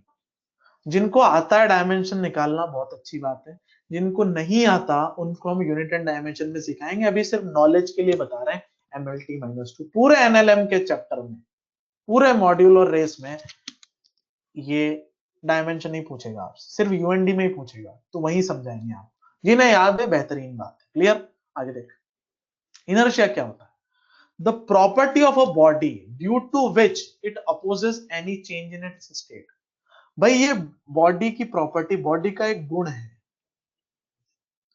जैसे भाई अपने बच्चे पढ़ रहे हो तुम बहुत सारे, किसी का नाम रामू है, तो रामू का एक गुण है कि भाई रामू अच्छा लड़का है, रामू इंटेलिजेंट है, रामू भाई फालतू बातें नहीं करता, ये सब उसके गुण है। उसी तरीके से एक बॉडी का, एक मास का, बॉडी बोले तो एक मास का गुण होता है कि ये अपने चेंज इन इट्स स्टेट को अपोज करता है। स्टेट क्या होती है? वेलोसिटी का चेंज होना। स्टेट सुनते आपके दिमाग में एक ही बात आनी चाहिए, वेलोसिटी, कि भाई जितना ज्यादा मास वो उतना ढीठ होगा, वो अपने में चेंज का अपोज करेगा। सोच, अगर ये मेरे सामने रखा हुआ है, किस पे है? रेस्ट पे। मैं इस पे थोड़ा सा फोर्स लगाऊंगा, पलट गया, स्टेट बदल ली ना इसने। ट्रेन खड़ी होती, मैं ऐसे जाके टिचुक मार देता, चल जाती क्या वो? तो जितना बड़ा मास उतना ज्यादा ढीठ, वो अपने चेंज का उतना विरोध करेगा कि मुझे मत बदलो, जिस स्टेट में हूं यानी कि जिस वेलोसिटी में हूं उसी में पड़ा रहने दो, बदलो मत। समझ में आई बात? तो ध्यान रखना है, इनर्शिया क्या है? बॉडी का एक गुण है कि जितना ज्यादा मास उतना ज्यादा इनर्शिया, यानी कि उतना ज्यादा ये गुण होगा कि मैं ढीठ हूं, मैं अपनी स्टेट बदलना नहीं चाहूंगा, और तुम्हें अगर बदलनी है तो उतना बड़ा फोर्स लगाना पड़ेगा बदलने के लिए। तो हमने आपसे कहा मास क्या होता है? मेजर ऑफ इनर्शिया होता है कि जितना जितना लिख दिया मैंने, जितना हाई मास उतना हाई अपोज। जितना ज्यादा मास उतना ज्यादा इनर्शिया, यानी कि उतना ज्यादा अपोज करेगा कि मेरे को मत बदलो, मैं रेस्ट में हूं तो रेस्ट में रहने दो, मैं चल रहा हूं तो मुझे चलता रहने दो, मेरी वेलोसिटी मत बदलो। और अगर बदलनी है तो उतना फोर्स लगाना पड़ेगा, उतना बड़ा। ट्रेन को सरकाने के लिए बहुत बड़ा फोर्स चाहिए, और ये ढक्कन को सरकाने के लिए जरा सा फोर्स चाहिए। तो ध्यान से देख, ठीक है? चलो ध्यान से देख, अरे कहां गया, एक सेकेंड। तो हमने क्या कहा भाई? जितना ज्यादा मास उतना इनर्शिया, और उतना हाई अपोज करेगा। Mass of a body is quantitative or numerical measure of body's inertia. कि भाई हम कैसे पता लगाते हैं कि भाई इनर्शिया ज्यादा या कम? मास नाप ले, मास ज्यादा तो कह देंगे ज्यादा इनर्शिया, मास कम तो कम इनर्शिया। मास तो नाप सकते हैं ना अपन, 3 किलो, 4 किलो, 5 किलो, ऐसे। तो ध्यान से देख, larger the mass of the body more will be inertia. पर मास इनर्शिया नहीं होता, मास एक क्वांटिटी है और इनर्शिया एक प्रॉपर्टी है, गुण है, गुण। समझ में आई बात? मास इनर्शिया नहीं होता है। आगे की बात अगले एपिसोड में करेंगे, ठीक है? अच्छा एक चीज मैं यहां लिख देता हूं, बॉडी का इनर्शिया जितना हाई होगा उतना लार्ज फोर्स लगाना पड़ेगा टू चेंज द वेलोसिटी। ये सबसे कीमती स्टेटमेंट है कि वेलोसिटी को बदलने के लिए, यानी कि स्टेट को बदलने के लिए उतना हाई फोर्स लगाना पड़ेगा, क्योंकि वो अपोज भी हाई करेगा। बाकी चर्चा अगले एपिसोड में।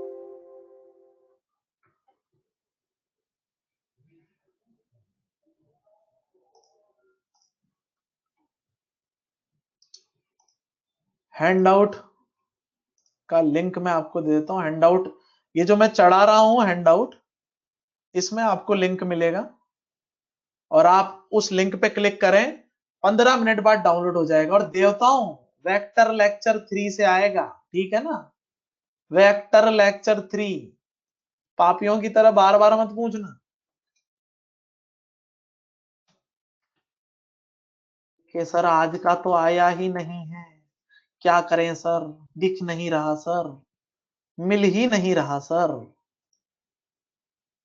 लेक्चर 8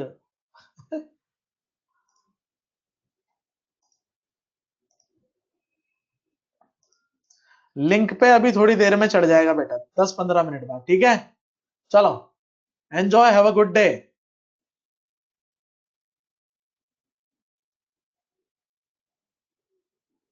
लिंक बेटा ये जो हैंड आउट चढ़ा उसमें है, ठीक है? चलो भाई, एंजॉय। बेटा यही जीवन है, जीवन को एंजॉय करते रहो, परेशानी सबके जीवन में होती है, समझ में ही बात है। एंजॉय करके रहोगे तो सब चीजें बढ़िया चलेगी, और एंजॉय नहीं करोगे तो जीवन दुखी रहेगा। तो सबसे बढ़िया तरीका क्या है? एंजॉय कर लो ना, पढ़ाई में एंजॉय करने का। हाँ बेटा, यू कैन लीव।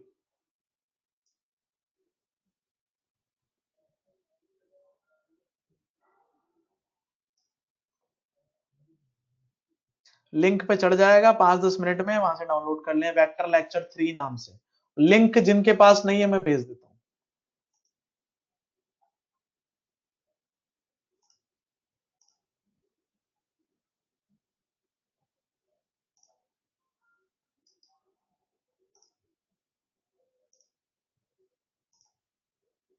हूँ। हाँ, यू कैन लीव बेटा, ये लिंक है। रेस एक मॉड्यूल की तरह ही है, एक्स्ट्रा क्वेश्चन होते हैं, वो समय के साथ अपलोड हो जाएगी आपके, ठीक है? क्वेश्चन होते हैं उसके अंदर, नाम रेस रखा हुआ है, ठीक है बेटा? चलो बाय बाय। इनर्शिया क्वांटिटी है ही नहीं बेटा, उसकी यूनिट ही नहीं होगी बेटा। सिद्धार्थ चौधरी, रिफ्रेश करो एक बार।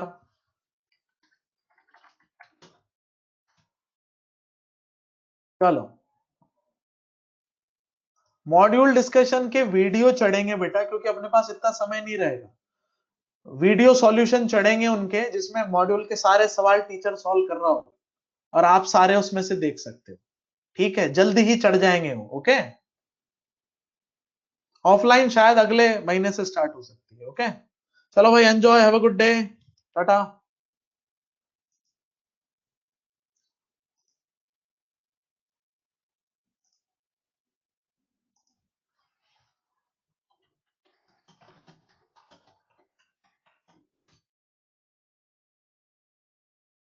ठीक है, एग्जाम्पल से इनर्शिया समझा दीजिए।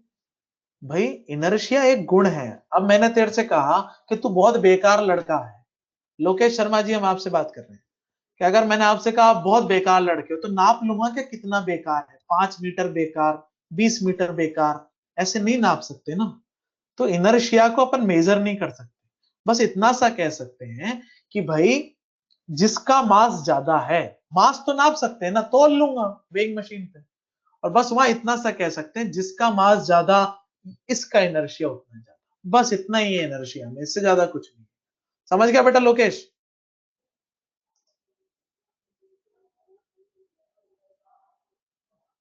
चलो भाई, ओके, एंजॉय।